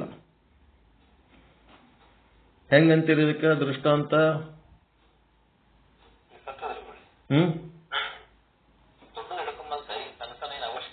ಇಲ್ಲ ಅಂತ ಅಷ್ಟೇ. ಅವು ವಿರೋಧ ಮಾಡ್ಬೇಕಂತಿಲ್ಲ, ಸಣ್ಣದ್ರ ಬಗ್ಗೆ ವಿರೋಧ. ಇದನ್ನು ಸರಿಯಾಗಿ ತಿಳಿಲಾರ್ದ ವಿರೋಧ ಮಾಡ್ತಾರ. ಇದೇ ತಿಳಿಲಾರ್ದು ವಿರೋಧ ಮಾಡ್ತಾರೆ. ಗಣಪತಿ ಪೂಜೆ ಯಾಕೆ ಮಾಡ್ತೀರಿ, ಹನುಮಂದಿರ ಗುಡಿಗೆ ಯಾಕೆ ಹೋಗ್ತೀರಿ, ತಿರುಪತಿಗೆ ಯಾಕೆ ಹೋಗ್ತೀರಿ, ಅಲ್ಲಿ ಯಾಕೆ ಹೋಗ್ತೀರಿ, ಇಲ್ಲ. ಇದು ವಿರೋಧ ಮಾಡಂತ ಇಷ್ಟಲಿಂಗ ಹೇಳಿಲ್ಲ. ಇಷ್ಟಲಿಂಗಕ್ಕೂ ಗಣಪತಿಗೂ ವಿರೋಧವೇ? ಗಣಪತಿಯನ್ನು ಬಿಟ್ಟು ಲಿಂಗವನ್ನು ಒಲಿಸಬೇಕೆಂಬರು ಇಷ್ಟಲಿಂಗಕ್ಕೂ ಗಣಪತಿಗೂ ವಿರೋಧವೇ? ಪ್ರಶ್ನೆ ಕೇಳಿದ್ರೆ ಉತ್ತರ ಅದೇನಲ್ಲಿ. ಸರಿಯಾಗಿ ತಿಳ್ಕೊಳ್ಳಾರ್ದವರು ಹುಚ್ಚುಚ್ಚು ಮಾಡ್ತಿರ್ತಾರೆ ಹಿಂಗೆ.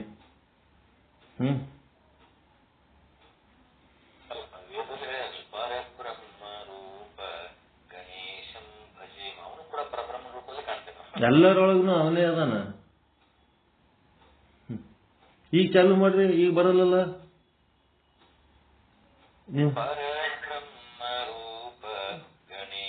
ಬರಲ್ಲ ಈಕೋ ಬರ್ಲಕತ್ತದಪ್ಪ. ಯಾಕೋ ಈಕೋ ಬರ್ಲಕತ್ತದ ನಿಮ್ಮ ಮೊಬೈಲ್ನಾಗ. ಏನ್ ಮಾಡೋಕೆ?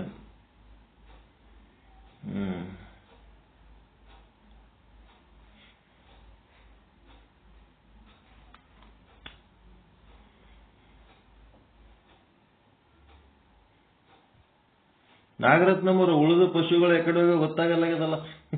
ಪಶುಪತಿಗಳು ಸ್ಟ್ರಿಕ್ಟ್ ಇಲ್ಲ. ನೀವು ಹೆಂಗೆ ಎತ್ತರ ಮಕ್ಕೊಂಡಿರ್ತಾರೆ ಉಂಡು ಅವರೆಲ್ಲ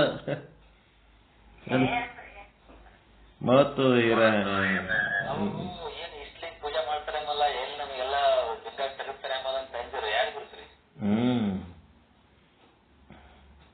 ನೋಡಮ್ ಸಂಜೆಗೆ ಕೇಳಮ್, ಎಲ್ಲರಿಗೆ ಎನ್ಕ್ವೈರಿ ಮಾಡಮ್ ಒಬ್ಬೊಬ್ಬರಿಗೆ. ಇನ್ನು ನೋಡ್ರಿ ಎಷ್ಟು ಇಂಪಾರ್ಟೆಂಟ್ ವಿಷಯ ಇರ್ತದ. ಏಕದೇವೋಪಾಸನೆ ಉದ್ದೇಶ ಏನು?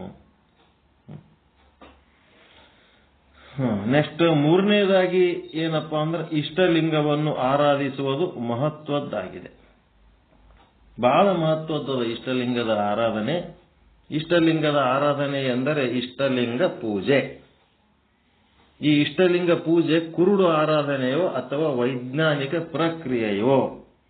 ಕೆಲವರು ಇದನ್ನು ಪ್ರಶ್ನಿಸುವವರಿದ್ದಾರೆ. ಇಷ್ಟಲಿಂಗ ಶಿವಶರಣರು ಒಪ್ಪಿದ್ದಾರೆ. ಅವರು ನಿತ್ಯ ಪೂಜೆಯನ್ನು ಮಾಡುತ್ತಿದ್ದರು. ಶಿವಶರಣರಿಗೆ ವೈಜ್ಞಾನಿಕ ಬುದ್ಧಿ ಇರಲಿಲ್ಲವೇ?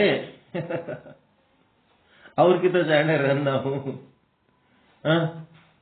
ಬಸವಾದಿ ಶರಣರು ಪೂಜೆ ಮಾಡ್ಯಾರ ಅಂತ ಅಂದ್ಮೇಲೆ ಮತ್ತ ಪ್ರಶ್ನೆ ಏನು ಸೈಂಟಿಫಿಕ್ ಅಂತ ಕೇಳೋದು ಏನಿರ್ತದಂತ.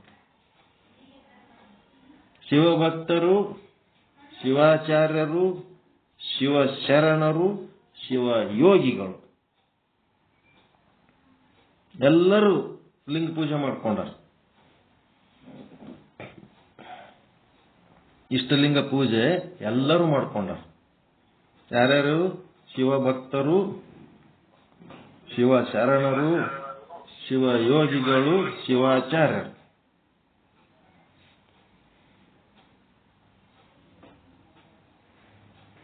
ಇವರೆಲ್ಲ ಲಿಂಗ ಪೂಜೆ ಮಾಡ್ಕೊಂಡ್ರು.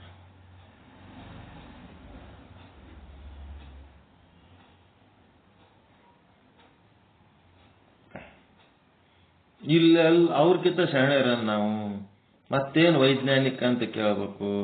ಕೆಲವರು ಇದನ್ನು ಪ್ರಶ್ನಿಸುವವರಿದ್ದಾರೆ. ಇಷ್ಟಲಿಂಗ ಶಿವಶರಣರು ಒಪ್ಪಿದ್ದರು, ನಿತ್ಯ ಪೂಜೆ ನಡೆಸುತ್ತಿದ್ದರು. ಶಿವಶರಣರಿಗೆ ವೈಜ್ಞಾನಿಕ ಬುದ್ಧಿ ಇರಲಿಲ್ಲವೇ? ಶರಣರು ಕುರುಡು ನಂಬಿಕೆಯನ್ನು ಒಪ್ಪಿಕೊಂಡು ಪೂಜಿಸುತ್ತಾ ಹೋದರೆ ಎಂಬ ಪ್ರಶ್ನೆಗಳು ಏಳುತ್ತವೆ. ಇಂತಹ ಪ್ರಶ್ನೆಗಳು ಶರಣರ ಕಾಲದಲ್ಲಿಯೂ ಎದ್ದಿರಲು ಸಾಕು. ಅವಾಗೂ ಇವೆಲ್ಲ ಎದ್ದಿರ್ತಾವ, ಯಾಕೆ ಮಾಡ್ಕೋಬೇಕು ಏನು ಅಂತೇಳಿ. ಇದನ್ನ ನಾವು ಪ್ರಭುದೇವರ ಒಂದು ವಚನದಲ್ಲಿ ನೋಡಬಹುದು. ಪ್ರಭುದೇವರ ವಚನ, ಪ್ರಭುದೇವರೇ ವಚನ ಬರೆದಾರ ಒಂದು. ಏನು? ಅಗ್ಗವಣಿ ಅಂದ್ರೆ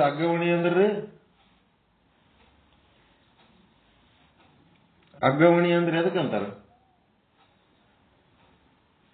ನೀರು. ಮೀಸಲು ನೀರು, ಪೂಜೆ ಮಾಡ್ಲಕ್ ನೀರು ಇಟ್ಕೊಂಡಿರಿಲ್ಲ.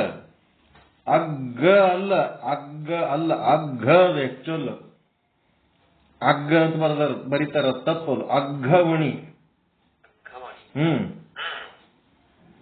ಅಗ್ಗ ಅಲ್ಲ. ಅಗ್ಗ ಅಂದ್ರ ಚಿಲ್ಲರ್, ಕೆಲ್ಸಕ್ಕೆ ಬರ್ಲಾರ್ದು, ವೇಸ್ಟ್.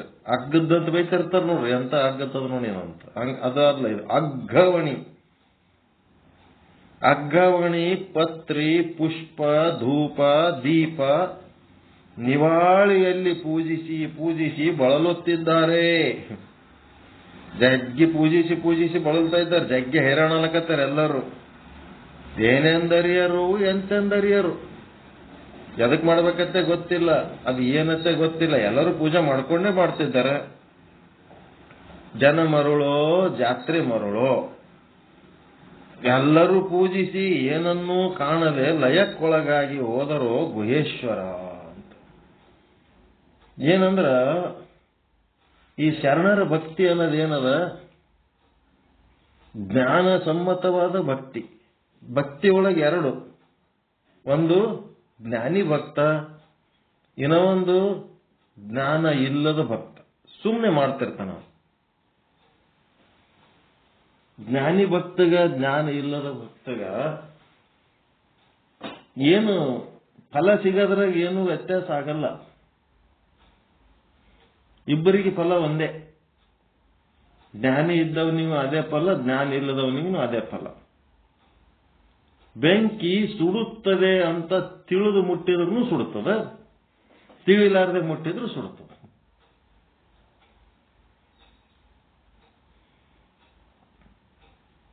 ಅವನಿಗೆ ತಿಳಿಲಾರದೆ ಮುಟ್ಟಿ ಸುಟ್ಟುಕೊಳ್ಳವನಿಗೆ ಅದು ಮತ್ತೊಂದ್ಸಾರಿ ಸುಟ್ಟುಕೊಳ್ಳಂಗೆ ಹುಷಾರು ಮಾಡ್ತದ. ಅವ ಸುಡುತ್ತದ ಗೊತ್ತಿದ್ದರೂ ಸುಡುವತ್ತಾನಲ್ಲ, ಅವನಿಗೆ ಮೊದಲೇ ಮಾಹಿತಿ ಏನಿರ್ತದ, ಅಲ್ಲಿ ಏನಾಗ್ಯದ ಅಂತಂದ್ರ ಮಾಹಿತಿ ಮಟ್ಟಕ್ಕದ, ಅರಿವಿನ ಮಟ್ಟಕ್ಕಿಲ್ಲ. ಅವನಿಗೆ ಅರಿವಿನ ಮಟ್ಟಕ್ಕಿತ್ತಂದ್ರ ಸುಟ್ಟುಕೊಳ್ಳಕ್ಕೆ ಹೋಗಲ್ಲ.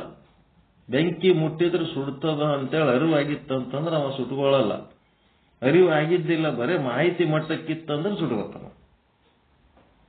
ಆದ್ರ ಅರಿವಿನ ಮಟ್ಟಕ್ಕದೋ ಮಾಹಿತಿ ಮಟ್ಟಕ್ಕದೋ ಏನು ಗೊತ್ತೇ ಇಲ್ಲೋ, ಯಾರು ಮುಟ್ಟಿದ್ರು ಸುಡ್ತದೆ. ಹಂಗ ಇದು ಶಿವಯೋಗದ ಫಲ. ಗೊತ್ತಿಲ್ಲದೇನೆ ಪೂಜೆ ಮಾಡ್ಕೊಂಡ್ರು ಅದರ ಫಲ ಸಿಗ್ತದೆ. ಆದ್ರ ಪ್ರಭುದೇವರ ಈ ವಚನ ಅನೇಕರನ್ನ ಧೃತಿಗೆಡಿಸಬಹುದು. ಇದೇನು ಶರಣರ ಹಿಂಗ್ ಪ್ರಶ್ನೆ ಕೇಳ್ಯಾರಲ್ಲ ಅಂತ. ಪ್ರಭುದೇವರು ಇಷ್ಟಲಿಂಗ ಪೂಜೆಯನ್ನ ಇಷ್ಟು ಹೀನಾಯಿಸುವಾಗ ನಾನೇಕೆ ಪೂಜೆ ಮಾಡಬೇಕು ಎಂಬ ಭಾವನೆ ಏಳುವುದು. ಆದರೆ ಆ ವಚನದಲ್ಲಿ ಒಂದು ಗಂಟು ಇದೆ. ಏನಂದ್ರೆ ಅದೇನೆಂದರೆ ಏನೆಂದರಿಯರು ಎಂತೆಂದರಿಯರು. ಇದು ಆ ವಚನದೊಳಗಿರುವಂತ ಒಂದು ಮೂಲ ಸೂತ್ರಾತ್ಮಕ ಪ್ರಶ್ನೆ. ಅದು ಇಷ್ಟಲಿಂಗ ಪೂಜೆ ಕೇವಲ ಯಾಂತ್ರಿಕವಾದರೆ ಪ್ರಭುದೇವರು ಹೇಳಿದಂತೆ ಪೂಜಿಸಿದರೂ ಏನೂ ಕಾಣದೆ ಲಯಕ್ಕೊಳಗಾಗಿ ಹೋಗುತ್ತಾರೆ. ಸುಮ್ಮನೆ ಮಷಿನ್ ಮಾಡ್ದಂಗೆ ಮಾಡಿದ್ರೆ ಎದಕ್ಕೆ ಬಂತು? ಆ ಲಿಂಗದ ಮೇಲೆ ಒಂದು ಭಕ್ತಿನೇ ಇಲ್ಲ ಅಂತಂದ್ರ ಎದಕ್ ಮಾಡ್ತೀರಿ? ಇದು ಆಗಬಾರದಿದ್ದರೆ ಪೂಜಿಸುವವರು ಏನೆಂದು ಅರಿಯಬೇಕು, ಎಂತೆಂದು ಅರಿಯಬೇಕು. ಯಾಂತ್ರಿಕ ಪ್ರಕ್ರಿಯೆಗಳಲ್ಲಿ ಬಹು ಜನರಿಗೆ ಕೇವಲ ಯಾಂತ್ರಿಕ ಎನಿಸಬಹುದು. ಆದರೆ ಅವುಗಳ ಹಿಂದೆ ಹಿಂಜಿ ನೋಡಿದಾಗ ಒಂದೊಂದು ಪ್ರಕ್ರಿಯೆಯಲ್ಲಿ ವಿಜ್ಞಾನದ ಬೀಜ ಇರುವುದು ಕಂಡುಬರುತ್ತದೆ. ಇದನ್ನೆಲ್ಲ ತಿಳಿಯದೆ ಪೂಜೆ ಮಾಡಿದರೆ ಅದು ಕಾಟಾಚಾರಕ್ಕೆ ಮಾಡಿದ ಪೂಜೆ ಎನಿಸುತ್ತದೆ. ಇಷ್ಟಲಿಂಗಕ್ಕೆ ನಿವಾಳಿ ತೆಗೆದಂತೆ ಆಗುತ್ತದೆ. ನಿವಾಳಿ ತೆಗೆದಂತಂದ್ರೆ ಮಾಡ್ತಿರಲ್ಲ, ದೃಷ್ಟಿ ತೆಗೆದು ಹಂಗಾಗ್ತದೆ. ಇಷ್ಟಲಿಂಗಕ್ಕೆಲ್ಲ ನೀವು ಏನೇನು ಮಾಡ್ತಿರಲ್ಲ, ಧೂಪ ದೀಪ ಅದೆಲ್ಲ ಸುಮ ಇಷ್ಟಲಿಂಗ ದೃಷ್ಟಿ ತೆಗೆದಂಗೆ ಆಗ್ತದೆ. ಅಂತ ಪೂಜೆ 1-2 ಮಿನಿಟುಗಳಲ್ಲಿ ಮುಗಿಯಬಹುದು, ಇಲ್ಲವೇ 1-2 ತಾಸುಗಳು ಆಗಬಹುದು, ಗಂಟೆಗಟ್ಟಲೆನೂ ಮಾಡಬಹುದು. ತಿಳಿದು ಮಾಡುವ ಪೂಜೆ ನಿಜವಾದ ಪೂಜೆಯಾಗುವುದು. ಪೂಜೆಯ ಫಲ ಆ ಮಹಾತ್ಮರಿಗೆ ತಲುಪುವುದು.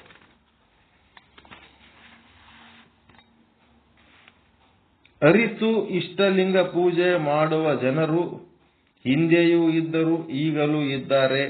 ಉದಾಹರಣೆಗೆಂದು ಕೆಲವು ಹೆಸರುಗಳನ್ನು ಸ್ಮರಿಸುವುದು ಸೂಕ್ತ. ಯಾರಪ್ಪ ಅಂದ್ರೆ ಮಹಾತಪಸ್ವಿ ಉಜ್ಜಯಿನಿಯ ಶ್ರೀ ಸಿದ್ಧಲಿಂಗ ಜಗದ್ಗುರುಗಳು, ಶ್ರೀಮದ್ ರಂಭಾಪುರಿ ವೀರ ಗಂಗಾಧರ ಜಗದ್ಗುರುಗಳು, ಬಂಕಾಪುರದ ಅರಳಲೆ ಮಠದ ಶ್ರೀ ರುದ್ರಮುನಿ ಶಿವಾಚಾರ್ಯರು, ಹೊಟಗಿ ಅಂದ್ರೆ ಎಲ್ಲಿ ಬರ್ತದೆ ಇದು? ಹೊಟಗಿ ಸೊಲ್ಲಾಪುರ ಚನ್ನವೀರ ಪಟ್ಟಾಧ್ಯಕ್ಷರು, ಅಥಣಿ ಮುರುಗೇಂದ್ರ ಶಿವಯೋಗಿಗಳು ಮತ್ತು ಹಾನಗಲ್ಲ ಕುಮಾರಸ್ವಾಮಿಗಳು, ಮುರುಗೋಡದ ಮಹಾಂತ ಸ್ವಾಮಿಗಳು. ಇವರೆಲ್ಲ ಏನಂದ್ರೆ ಇಷ್ಟಲಿಂಗ ಪೂಜೆಯನ್ನು ಅರಿತು ಮಾಡುವವರ ಸಾಲಿನಲ್ಲಿ ಬರುತ್ತಾರೆ. ಇಷ್ಟಲಿಂಗ ಪೂಜೆ ಅನೇಕರಿಗೆ ಪರುಷ ಹಸ್ತ ನೀಡಿದೆ, ನಾಡಿಗೆ ಒಳ್ಳೆಯದನ್ನೇ ಮಾಡಿದೆ. ಇಷ್ಟನ್ನು ತಿಳಿದ ಮೇಲೆ ನಾವು ಇಷ್ಟಲಿಂಗ ಪೂಜೆಯ ಹೆಜ್ಜೆಗಳನ್ನು ಪರಿಶೀಲಿಸೋಣ. ಈಗ ನಿಮಗೆ ಒಂಥರ ಕುತೂಹಲ ಉಂಟಾಗಿರಬೇಕು. ಇಷ್ಟಲಿಂಗ ಪೂಜೆ ದಿನ ಮಾಡ್ಕೋತೀರಿ, ಆದ್ರೂ ಇದ್ರೊಳಗೆ ಏನ್ ಇರಬೇಕು ಅನ್ನೋಂಥದ್ದು ಸ್ವಲ್ಪ ಡೀಟೇಲ್ ಆಗಿ ತಿಳ್ಕೋಬೇಕು ಅಂತ ಒಳಗೆ ಮನಸ್ಸಿನಾಗ ಬರ್ಲಕತ್ತದ ಇಲ್ಲ ಕುತೂಹಲ? ಇಂತಿಂತ ಮಹಾತ್ಮರು ಪೂಜೆ ಮಾಡ್ಕೊಂಡಾರ, ತಿಳಿದು ಮಾಡ್ಯಾರ ಅಂದ್ರೆ ಏನ್ ಮಾಡ್ಯಾರ, ತಿಳಿದು ಮಾಡ್ಯಾರ, ಹೆಂಗ್ ಮಾಡ್ಯಾರ ಅಂತ.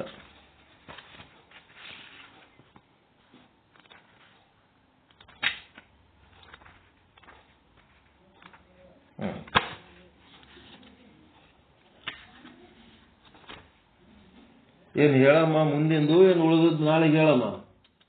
5:40 ಆಯ್ತಲ್ಲ, 4ರಿಂದ 5 40 ನಿಮಿಷ ಮುಂದೆ ಹೋಗ್ಬೇಕು. ನಾಳೆ ಹೇಳಮ್ಮಲ್ಲ. ನಾಳೆಗೆ ಮತ್ತೆ ರೆಗ್ಯುಲರ್ ಆಗಿ ಬರ್ರಿ 4 ಗಂಟೆಗೆ. ಇದರ ಮುಂದಿನ ಭಾಗ ಹೇಳ.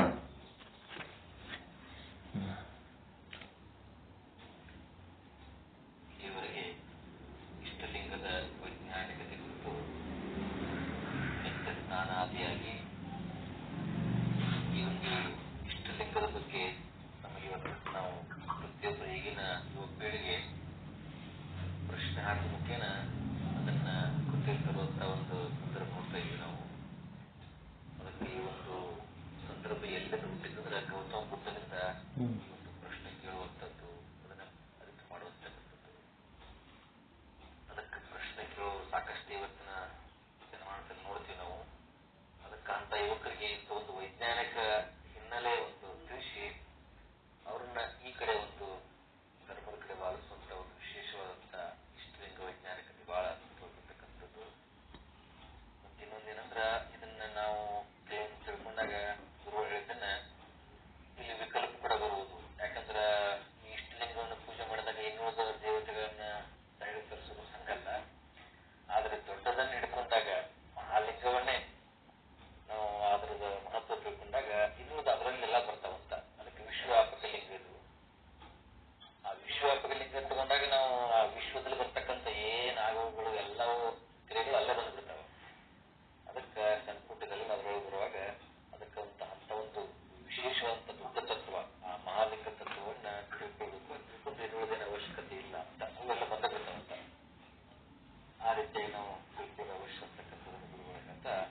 ಒಂದು 10 ರಿಂದ 15 ನಿಮಿಷ ಇದು ಮಾಡು, ವೇದಾಂತ ಪ್ರವಚನ. ಯಾರ್ದು? ಶಂಕರ ಭಟ್ಟ ಅಗ್ನಿಹೋತ್ರಿ ಅವರು. ಹಾ, ಮತ್ತ ನಿನ್ ಟೈಮ್ ಆದ ಇಲ್ಲ? ಒಂದು 10 ನಿಮಿಷ ಹೇಳ್ರಿ. ಡೈಲಿ ಒಂದ್ ಸ್ವಲ್ಪ ಹೇಳ್ಬೇಕು. ಮೊನ್ನೆ ಸಿದ್ಧಾಂತ ಶಿಖಾಮಣಿ ಪಾರಾಯಣ ಆದ್ಮೇಲೆ ಹೇಳೇ ಇಲ್ಲ, ಬಿಟ್ಬಿಟ್ಟೆ. ನಿಮ್ದು ಏನಿತ್ರಿ ಪ್ರೋಗ್ರಾಮ್? ನಿನ್ನೇನಾದ್ರು ನಮ್ಮ ಸಿದ್ಧಾಂತ ಶಿಖಾಮಣಿ ಪಾರಾಯಣ ಮಾಡೋರು ಅಲ್ಲಿ ಒಬ್ರು ತಯಾರು ಬಿಡಿದ್ರಿ. ಶೈಲಜ ಮಠ ಕ್ಲಾಸ್ ತಗೋತಾರೆ. ಅವರು ರಿಲೇಷನ್ ಹೋಗ್ರು, ಯಾರು ತೀರ್ಕೊಂಡಿದ್ರು, ಮುಗಿದ್ರು. ಅವರು ಇಲ್ಲ ಅರ್ಜೆಂಟ್ ನಡ್ಕೊಂಡಿದ್ರು. ಅವ್ರು ಇಲ್ರಿ ಇವತ್ತೆಲ್ಲ ಕ್ಲಾಸ್ ಬರ್ತಾರೆ ಅವರು, ಹೋಗಿ ಅವ್ರಿಗೆ ಸ್ವಲ್ಪ ಪಾಠ ಹೇಳಿದ್ರು, ರುದ್ರ ಪಾಠ ಅಂತ ಹೇಳಿದ್ರು. ಅದಕ್ಕೆ ನಾನು ಅವಶ್ಯ ಹೋಗ್ಬೇಕಂತಲ್ರಿ. ಅದಕ್ಕೆ ನಾವು ನೀವಿದ್ದಿದ್ದಿಲ್ಲ, ನಾವೇ ಒಂದಿನ ನೀವು ಒಂದಿನ ನಾವು.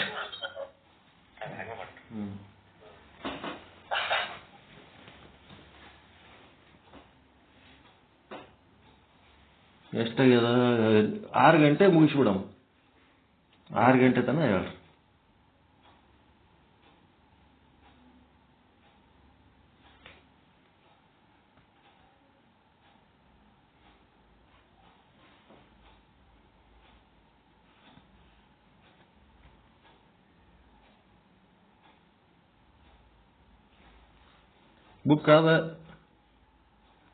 ಬುಕ್ ಅದ ಇಲ್ರಿ?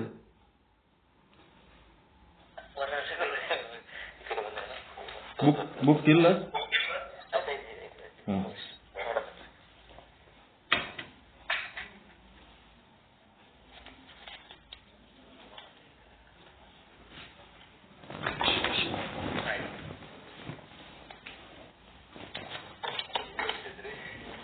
ಅನುಭವ ಅಮೃತ. ಓಂ ಶ್ರೀ ಸದ್ಗುರು ಶುದ್ಧ ಬ್ರಹ್ಮಣೇ ನಮಃ. ಪ್ರಥಮದಲ್ಲಿ ಸದ್ಗುರು ಶುದ್ಧ ಬ್ರಹ್ಮನಿಷ್ಠ ಶರಣಬಸವ ಮಹಾಸ್ವಾಮೀಜಿಯವರ ಶ್ರೀಚರಣಕ್ಕೆ ವಂದಿಸಿ ವೇದಾಂತ ಪ್ರವಚನದ ಒಂದಿಷ್ಟು ಚಿಂತನೆಯನ್ನು ಮಾಡೋಣ. ಶ್ರೀ ಸದ್ಗುರು ಮಹಾಲಿಂಗರಂಗರ ಅನುಭವಾಮೃತ ಈ ಒಂದು ಗ್ರಂಥವನ್ನು ಆಧರಿಸಿ ಶ್ರೋತ್ರಿಯ ಪರಮೇಶ್ವರ ಸದ್ಗುರು ಶ್ರೀ ಶಂಕರ ಭಟ್ಟ ಅಗ್ನಿಹೋತ್ರಿಯವರು ಮಾಡಿದಂತಹ ವೇದಾಂತ ಪ್ರವಚನ ಮಾಲಿಕೆ 2 ಈ ಒಂದು ಗ್ರಂಥದ ಬಗ್ಗೆ ಚಿಂತನೆ ಮಾಡೋಣ. ಈ ಒಂದು ಗ್ರಂಥವನ್ನ ನಿರ್ಮಾಣಿಸಿದಂತ ಸದ್ಗುರು ಶ್ರೀ ಶಂಕರ ಭಟ್ಟ ಅಗ್ನಿಹೋತ್ರಿ ಅವರಿಗೆ ಅನಂತ ಪ್ರಣಾಮ ಸಲ್ಲಿಸುತ್ತಾ, ಹಾಗೂ ಈ ಒಂದು ಗ್ರಂಥವನ್ನ ಪ್ರಕಟಣೆ ಮಾಡಿ ಪ್ರಸಾರ ಮಾಡುತ್ತಿರುವಂತ ಅವರ ಸುಪುತ್ರರಾಗಿರ್ತಕ್ಕಂಥ ಶ್ರೀ ಗಣಪತಿ ಭಟ್ ಅಗ್ನಿಹೋತ್ರಿ ಅವರು ಕೂಡ ಅನಂತ ಕೃತಜ್ಞತೆ ಪಡಿಸುತ್ತಾ, ಶಿವೋಂ ಪ್ರಕಾಶನಕ್ಕೂ ಕೂಡ ಅನಂತ ಕೃತಜ್ಞತೆ ಪಡಿಸುತ್ತಾ ಈಗ ಗ್ರಂಥ ಅವಲೋಕನ ಮಾಡೋಣ.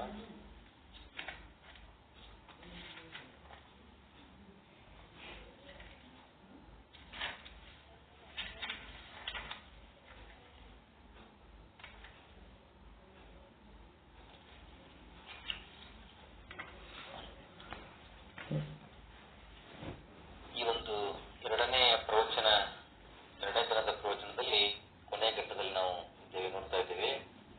ತಂದೆ ತಾಯಿಗಳು ಧನ್ಯರಾತನ ಬಂಧುಗಳು ಕುಲವೆಲ್ಲ ಪಾವನ ಅಂತ ಯಾರು ಹೇಳ್ತಾರೆ ಈ ಶಬ್ದವನ್ನು ಅಂತಂದ್ರೆ, ಜ್ಞಾನಿ ಅಂತ.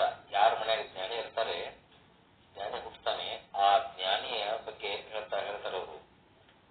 ಜ್ಞಾನ ಸಮಕಾಲ ಏವ ಮುಕ್ತಿ, ಯಾವಾಗ ಆತ್ಮವೇ ನೀನು ಎಂಬಂತ ನಿಶ್ಚಯ ವಿಚಾರದಿಂದ ಅದು ಹೊಳಿತು ಉಂಟಾಯ್ತಪ್ಪ ಅಂತಂದ್ರೆ ಆ ಕ್ಷಣಕ್ಕೆ ನಾನು ಮುಕ್ತನಾಗ್ತಾ ಅಂತ ಹೇಳ್ತಿದ್ರು ಅವರು.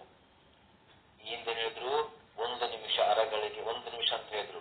ಅಂದ್ರೆ ಹಿಂದೆ ಮಾಡಿದ ಸಕಲ ಪಾಪಗಳ ಗಂದು ಹೋಗುವುದು ಬ್ರಹ್ಮ ಚಿಂತೆಯೊಳು 1 ನಿಮಿಷ ಇದ್ದೊಡೆಯದರೆಂಬ ಅಂತ ಹೇಳಿದ್ರು. ಅದಕ್ಕೆ ಮುಂದೆ ಅದನ್ನ ಹೇಳ್ತಾರವರು, ಜ್ಞಾನ ಸಮಕಾಲ ಏವ ಮುಕ್ತಿ ಅಂತ ಹೇಳಿದ್ರು. ಅಷ್ಟಲ್ಲ, ಒಂದು ಅರೆಗಳಿಗೆ ಯಾವಾಗ ಆತ್ಮವೇ ನೀನು ಅಂತಕ್ಕಂಥ ಒಂದು ನಿಶ್ಚಯ ಆಗುತ್ತಲ್ಲ, ಆ ನಿಶ್ಚಯ ವಿಚಾರದಿಂದ ಅದು ಹೊಳಿತಪ್ಪ ಅಂತಂದ್ರೆ, ಅಲ್ಲಿ ಆ ಒಂದು ಕಿಡಿ ಸತ್ಯ ಬಂದ್ರೆ ಆ ಉಂಟಾಯ್ತಪ್ಪ ಅಂತಂದ್ರೆ ಆ ಕ್ಷಣಕ್ಕೆ ಅವನು ಮುಕ್ತನಾಗ್ತಾನೆ ಅಂತ ಹೇಳಿದ್ರು. ನಾಳೆಲ್ಲ ನಾಡದ್ದಲ್ಲ ಮತ್ತೆ ಆಗಲ್ಲ, ಆ ಕ್ಷಣದಲ್ಲೇ. ಅಲ್ಲಿ ನಾನು ಬಿಟ್ಟದಂತ ಮೋಕ್ಷ ಆವಾಗ ಅದು ಇದು ಇಲ್ಲ, ಏನೂ ಇಲ್ಲ. ಆ ಕ್ಷಣಕ್ಕೆ ತಿಳಿದಾಗಲೇ ಅವನು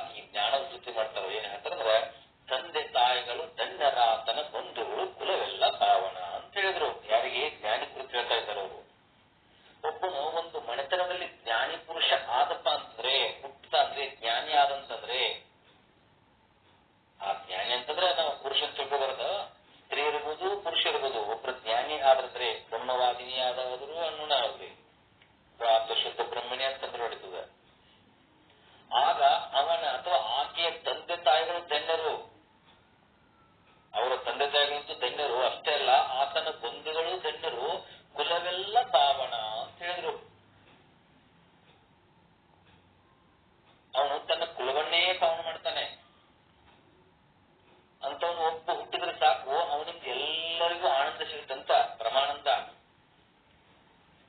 ಅದು ವಿಶೇಷ, ಅದು ವರ್ಣನೆ ಅಂತ. ಅದರ ಬಗ್ಗೆ ಮಹತ್ವ ಹೇಳ್ತಾ ಇರ್ತಾರೆ ಅವರು.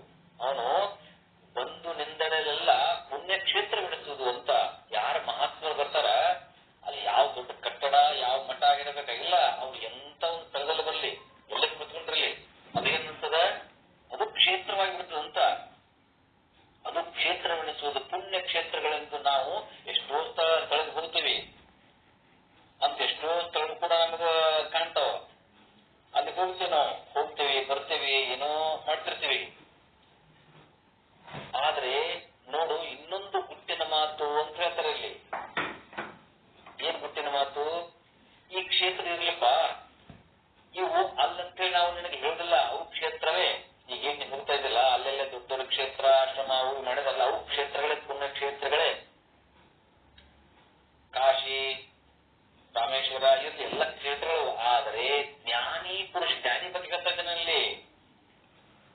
ಆ ಜ್ಞಾನಿ ಪುರುಷ ಎಲ್ಲಿ ನಿಂತಿರ್ತಾನೋ, ಎಲ್ಲಿ ಕುಳಿತಿರ್ತಾನೋ, ಎಲ್ಲಿ ಮಲಗಿರ್ತಾನೋ, ಅದು ಪುಣ್ಯಕ್ಷೇತ್ರ ನೋಡಪ್ಪ. ಇದು ವಿಶೇಷ. ಪುಣ್ಯಕ್ಷೇತ್ರ ನಿನ್ನ ದೃಷ್ಟಿಯಲ್ಲಿ ಏನು? ಒಂದು ದೊಡ್ಡ ಕ್ಷೇತ್ರ ಇರಬೇಕು, ನದಿ ತೀರದಲ್ಲಿ ಇರಬೇಕು, ಅಲ್ಲಿ ವೇದ ಘೋಷ ನಡೀತಿರ್ಬೇಕು, ಏನೇನೋ ದೊಡ್ಡ ಅಲ್ಲಿ ಕಾರಿಡಾರ್ ಇರಬೇಕು. ಅಂತ ಒಂದು ಕ್ಷೇತ್ರ ನಮಗೆ ಪುಣ್ಯಕ್ಷೇತ್ರ ಅಂತ ಅನ್ಕೋತೀವಿ ನಾವು. ಇಲ್ಲಿ ಹಂಗಲ್ಲ. ಇಲ್ಲೇನ್ ಹೇಳ್ತಾರೆ ಅಂತಂದ್ರೆ, ಆ ಪುರುಷ, ಯಾವ ಪುರುಷ? ಜ್ಞಾನಿ ಪುರುಷ, ಬ್ರಹ್ಮಜ್ಞಾನಿ, ಶುದ್ಧ ಬ್ರಹ್ಮಿನಿ ಇರಬಹುದು. ಅವಳು ಎಲ್ಲಿ ನಿಂತಿರ್ತಾನೋ, ಎಲ್ಲಿ ಕುಳಿತಿರ್ತಾನೋ, ಎಲ್ಲಿ ಮಲಗಿರ್ತಾನೋ, ಅದೇ ಪುಣ್ಯಕ್ಷೇತ್ರ ನೋಡು ಅಂತ ಹೇಳ್ತಾರೆ. ಆ ಪುಣ್ಯಕ್ಷೇತ್ರಕ್ಕೆ ಪುಣ್ಯತ್ವ, ಪಾವಿತ್ರ್ಯ, ಅವನ ಸಾನ್ನಿಧ್ಯ ಬರ್ತದೆ. ಅಲ್ಲಿ ಹೆಂಗ? ಅಲ್ಲಿ ನಾವು ಆ ಒಂದು ಪಾವನ ಆಗ್ಬೇಕಾರೆ, ಅಲ್ಲೊಂದು ಪುಣ್ಯಕ್ಷೇತ್ರ ಅನ್ಸ್ಬೇಕಾರೆ, ಅಲ್ಲಿ ನಾನಾ ವಿಧವಂತ ಶಾಸ್ತ್ರ ಎಲ್ಲ ವಿಧಿವಿಧಾನವಾಗಿ ಮಾಡ್ಕೊಂಡು ಅದ ಪುಣ್ಯಕ್ಷೇತ್ರ ನಾವು ಮಾಡಿರ್ತೇವೆ ಅದನ್ನ. ಇಲ್ಲಿ ಹಂಗಲ್ಲ. ಇಲ್ಲೇನಂತಂದ್ರ, ಆ ಒಂದು ಜ್ಞಾನಿಯ ಒಂದು ಪಾದ ಸ್ಪರ್ಶದಿಂದ, ಅವನ ಒಂದು ವಿಶೇಷವಾದ ಚೈತನ್ಯದಿಂದ, ಆ ಒಂದು ಜ್ಞಾನಿಯ ಪ್ರಭಾವಳಿಯಿಂದ ಇಡೀ ಆ ಕ್ಷೇತ್ರ ಒಂದು ಪುಣ್ಯಕ್ಷೇತ್ರ ಆಗಿರ್ತದೆ. ಎಂತ ಕ್ಷೇತ್ರ ಇಲ್ಲ, ಎಂತ ಒಂದು ಜಾಗ ಇರಲಿ, ಅದು ಪುಣ್ಯಕ್ಷೇತ್ರ ಆಗ್ತಂತ. ಅದಕ್ಕೆ ನಾವು ಈಗ ನೋಡುದಿಲ್ಲ, ಲಿಂಗಧಾರಿ ಸದಾ ಶುದ್ಧೋ ಅಂತ ಹೇಳಿದ್ರಲ್ಲ. ಲಿಂಗಧಾರಿ ಅಂತಂದ್ರೆ ಯಾರ ಲಿಂಗವನ್ನ ಕಟ್ಕೊಂಡಿರ್ತಾರೆ, ಯಾರ ಅರಿವುಳ್ಳವರಿರ್ತಾರೆ, ಅವೇ ಜ್ಞಾನಿ ಅಂತ. ಆ ಜ್ಞಾನಿ ಹೋಗಲೆಲ್ಲ ಆ ಕ್ಷೇತ್ರ, ಆ ಒಂದು ಜಾಗ ಅಪವಿತ್ರ ಇಲ್ಲದು. ಆ ಅಪವಿತ್ರ ದೊಡ್ಡ ಕ್ಷೇತ್ರ ಆಗಿಬಿಡ್ತದೆ, ಅದು ಶುದ್ಧ ಆಗ್ತದೆ. ಎಂತ ಅಶುದ್ಧಿ ಅನ್ಕೊಂಡಿದ್ರು ಸಹಿತ ಅದು ಶುದ್ಧ ಆಗ್ತದೆ. ಅದಕ್ಕೆ ನೀವು ಲಿಂಗಧಾರಿಗಳಾಗಲಿ, ಜ್ಞಾನಿಗಳಾಗಲಿ, ಅರಿವುಳ್ಳಾಗಲಿ ಅಂತ ಹೇಳಿದ್ರು. ಅದಕ್ಕೆ ಅಂತ ಒಂದು ಅರಿವುಳ್ಳವರು, ಜ್ಞಾನಿಗಳ ಲಕ್ಷಣ ಹೇಳ್ತಾ ಇದ್ರಲ್ಲಿ. ಅವ್ರಿಗೆ ಏನಂತ, ಅವ್ರದ್ದು ಮಹಿಮಾ ಏನು, ಅವ್ರ ಎಂತ ಒಂದು ಪುಣ್ಯಕ್ಷೇತ್ರ ಇದ್ದಂಗ ಅವ್ರು ನಡೆದಾಡುವಂತ ದೇವರು ಅಂತ ಹೇಳ್ತಾ ಇದ್ದಾರೆ ಅವರು. ಅವನ ಸಾನ್ನಿಧ್ಯದಿಂದ ಬರುತ್ತದೆ. ಯಾರ ಸಾನ್ನಿಧ್ಯದಿಂದ? ಜ್ಞಾನಿ ಸಾನ್ನಿಧ್ಯದಿಂದ ಆ ಒಂದು ಜಾಗ ಪುಣ್ಯಕ್ಷೇತ್ರ ಆಗುತ್ತಂತ. ಆ ಕ್ಷಣದಲ್ಲಿ ಜ್ಞಾನ ಇದೆ. ಅದರಿಂದ ಬರ್ತಂದ್ರೆ ಜ್ಞಾನದಿಂದ ಬರ್ತದಂತ. ಅಂತವರು ವಾಸ ಮಾಡಿದಂತ ಒಂದು ಸ್ಥಾನಕ್ಕೆ, ಹಿಂದೆ ವಾಸ ಮಾಡಿದ ಸ್ಥಳಕ್ಕೆ ಈಗ ನಾವು ಪುಣ್ಯಕ್ಷೇತ್ರ ಅಂತ ಹೇಳ್ತೀವಿ. ಆದ್ರೆ ಈಗ ಅವು ತಮ್ಮ ತಮ್ಮ ಏನೊಂದು ಏನೊಂದು ವಿಶೇಷವಂತ ಶಕ್ತಿ, ಆ ಪಾವರನ್ನು ಕಳೆದುಕೊಂಡಿದ್ದಾಯ್ತು ಅಂತ ಹೇಳ್ತಿದ್ದಾರೆ ಅವರು. ಹಿಂದೆಲ್ಲ ಸಾಕಷ್ಟು ಮನೆಗಳು ಇದೆ, ಗುರುಗಳು ಹೇಳಿದ್ರಲ್ಲ, ಸಿದ್ಧಲಿಂಗ ಜಗದ್ಗುರುಗಳು, ಗಂಗಾಧರ ಜಗದ್ಗುರುಗಳು, ನಾನೆಲ್ಲ ಗುರುಕುಮಾರ ಶಿವಿಗಳು, ಅವೆಲ್ಲ ಪುಣ್ಯಕ್ಷೇತ್ರ ಇದ್ದಾವೆ. ಹೌದು. ಆದ್ರ ಅದರ ಒಂದು ಕ್ಷಮತೆಯನ್ನು ಕಳ್ಕೊಂಡ್ಬಿಟ್ಟ ಅವಾಗ.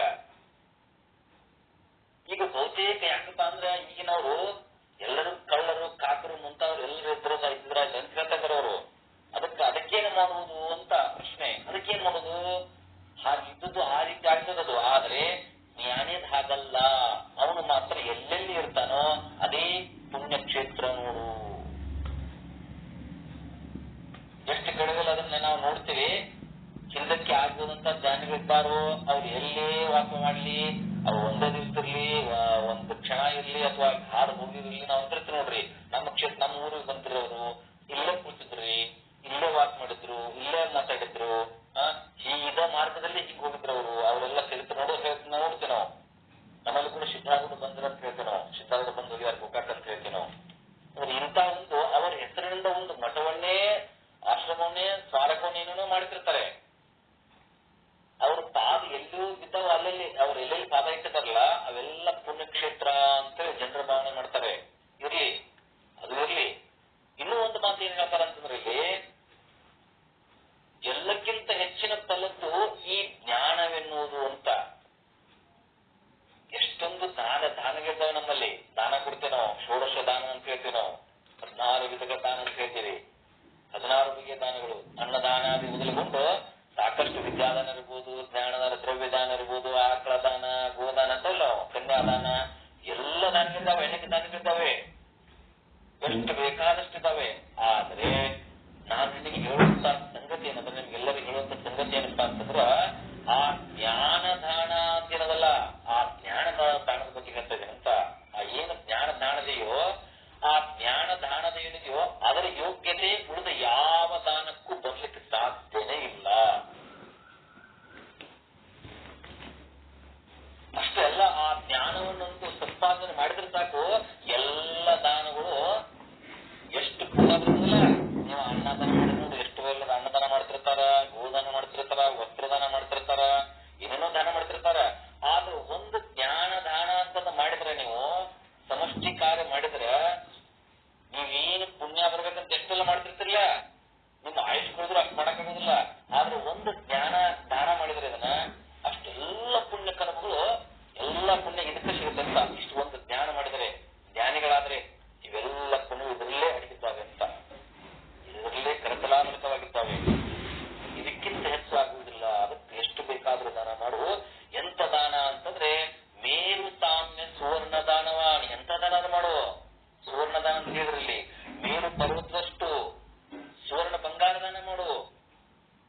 ಈಗೇನು ಅರ್ಧ ತೊಲೆಯಲ್ಲಿ ಕಾಲ್ ತೊಲೆ ಮಾಡ್ಲಿಕ್ಕೆ ಸಾಧ್ಯ ಇಲ್ಲ. ಯಾಕಂದ್ರೆ ಈಗಂತೂ ಸಾಕಷ್ಟು 1.5 ಲಕ್ಷ ತನ ಹೋಗ್ಯದ. ಇಂಥ ಕಾಲ ಈಗ. ಅಂತ ದಾನ ಮಾಡೋದಿದ್ರೆ ಮಾಡ್ರಿ.